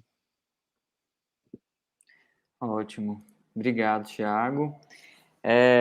Uma outra coisa que eu fiquei intrigado assim, durante a sua fala é um pouco sobre essa relação entre a criatividade e esses filmes de baixo orçamento, né? Assim, em muitos momentos a gente percebe muitas pessoas dizendo que essa falta de orçamento ela pode impulsionar, né, determinadas saídas criativas, mas ao mesmo tempo esse é um ponto um pouco controverso, porque não há um consenso bem sobre isso, né? Assim, embora algumas pessoas afirmem isso, ao mesmo tempo elas desejam ter um orçamento maior para poder executar os seus próprios projetos. Então, eu gostaria de te ouvir um pouco falar sobre isso a partir da experiência do filme. Eu vou falar a partir da experiência do filme, mas também a partir da experiência minha trabalhando em inúmeras produtoras de publicidade, onde vive uma situação oposta. Assim, eles têm geralmente um orçamento hiper inchado para fazer uma coisinha ali de 30 segundos, 1 minuto, e há um desperdício, né? Todas as vezes que eu participei daquilo ali, eu observava ali, sonhando em fazer um longa-metragem, via aquele café da manhã de hotel 5 estrelas, assim, gente, esse café da manhã bancaria umas 6 diárias de almoço de sabe, uma coisa completamente desnecessária, que depois vai sair dali e quase ninguém comeu, ou sobrou muita coisa. Então, assim, é um fato que, assim, o baixo orçamento, a gente tem que procurar saídas para conseguir fazer as coisas.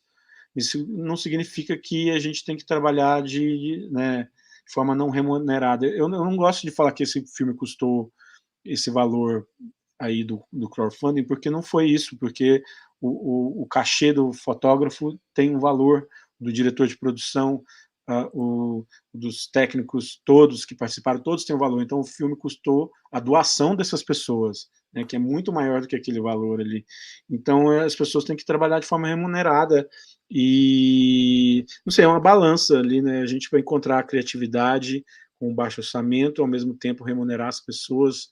Eu não conseguiria fazer um projeto desse porte de novo com essa grana. Ninguém recebeu ali cachê. Aliás, a única pessoa que recebeu cachê foi o boliviano, porque ele trabalhava na costura lá em São Paulo e ele perderia, acho que 2 dias de trabalho e seria um problema para ele, e eu paguei o cachê dele, do meu bolso. Então, mas todos...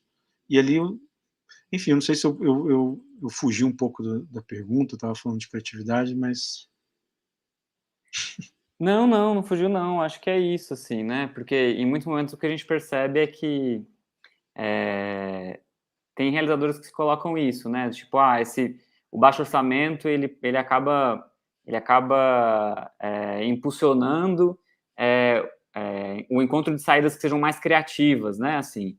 E eu consigo perceber isso muito a partir do seu trajeto e a partir das coisas que você vai dizendo, né, porque, quando você chama um ator pelo Facebook, ele não responde, e aí daí a pouco você consegue um contato, e você está dentro da casa dele, e etc., e isso vai abrindo outras portas, né, e vai abrindo cada vez mais janelas, um pouco também é tentar encontrar ali, nas mínimas possibilidades, formas de gerar um determinado valor simbólico, né, um capital simbólico, que vai para além do valor que está sendo conquistado pelo próprio financiamento coletivo, como você disse, né? Sim. Então, nesse sentido, eu acho que no caso desse filme especificamente, acho que esse baixo orçamento ele acabou induzindo a uma série de escolhas criativas que talvez não fossem tomadas de antemão. Assim, Sim. essa sensação que eu tenho, que talvez se você já tivesse um orçamento prévio, esse filme tivesse sido financiado por algum tipo de fomento público, muito provavelmente seria um casting mais convencional, com atores que não têm, que já não tinham que não tem esse gabarito todo, né? E etc, etc. Então, assim, eu acho que, no seu caso especificamente, desse curta, o fato de estar trabalhando com um orçamento mínimo, né, através desse apoio das pessoas que acreditaram no projeto, faz com que você também queira se doar mais e se dedicar ainda mais, assim. Então, era entender um pouco sobre isso, assim, se você voltaria a pensar dessa forma, ou se hoje alguma coisa já mudou. Não, eu entendo o que você está colocando, mas eu particularmente, claro, cada direção pensa de uma maneira, mas eu confesso que eu não consigo agir de uma forma muito diferente disso que eu contei. Num projeto aqui atual, recente, que eu posso estar fazendo agora, uma bobagem qualquer, assim, claro que não é uma bobagem, mas eu facilmente viro a madrugada procurando, pesquisando coisas, assim, coisas que até que me prejudica fisicamente, mas eu não consigo. Por isso que quando eu coloquei ali no final, assim, qual é o envolvimento que a pessoa que vai assumir essa direção, que vai assumir um projeto qualquer que seja na vida, vai querer ter com isso, entendeu? Porque mesmo eu não acredito que eu me envolveria menos com um orçamento um pouco melhor. Eu me sentiria um pouco mais confortável de estar. Eu acho que a mudança que eu teria, que me traria um pouco mais de conforto, é que eu não precisaria explicar o projeto um por um para todos os membros da equipe, para poder convencê-los a participar isso me traria um pouco mais de alívio, assim. Então eu simplesmente poderia pagar as pessoas pelo trabalho delas, mas eu acho que da forma que eu iria atuar dirigindo, não acredito que mudaria não, porque eu estou muito, sei lá, eu não consigo não me envolver, eu tenho até dificuldade de dirigir roteiros escritos por terceiros, assim, porque eu não consigo me envolver, eu preciso desse envolvimento.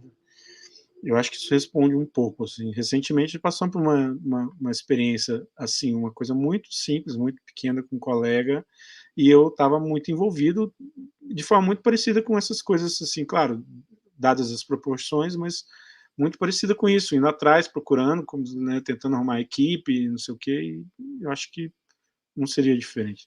Mas também não tinha nada de orçamento. Bom, maravilha. Então, deixa eu ver se faltou alguma coisa aqui. Bom, acredito que não. Você gostaria de acrescentar mais alguma coisa, Thiago, antes da gente se despedir? Enfim, fica à vontade. Agradecer você e a Milena, principalmente, né? Esse é um projeto que ele está acontecendo porque vocês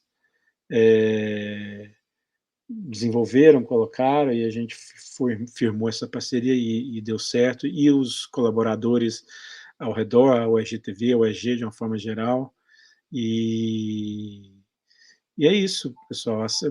Continuem acompanhando o Projetar-se, além das coisas que a Imensidão Filmes está divulgando ali, que tem muita coisa acontecendo, né? Sigam nas redes sociais. O filme está disponível onde está escrito meu nome aí tem o link, Vimeo/ViaFilmes, né? Tá fácil de achar na internet, e é isso, muito obrigado. Maravilha, Thiago, muito obrigado pela live, foi ótimo, foi uma noite super agradável, espero que todas as pessoas que estiveram aqui com a gente também tenham gostado. O link para preenchimento da lista de frequência, para aqueles que quiserem receber certificado por estarem aqui, acabou de ser colocado aí no chat pelo perfil da UEGTV, então eu peço que vocês acessem lá e preencham rapidinho, que daí a gente vai poder enviar esse certificado para vocês depois de participação. Muito obrigado ao UEGTV pelo espaço e pela transmissão, ao curso de cinema pelo apoio institucional e a todos os nossos parceiros e equipe que estão, enfim, colaborando para a realização desse momento e de todas as atividades do Projetar-se que acontecem ao longo dessa semana até sexta-feira.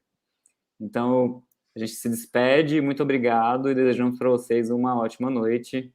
Até mais. Tchau, tchau. Tchau, tchau, boa noite.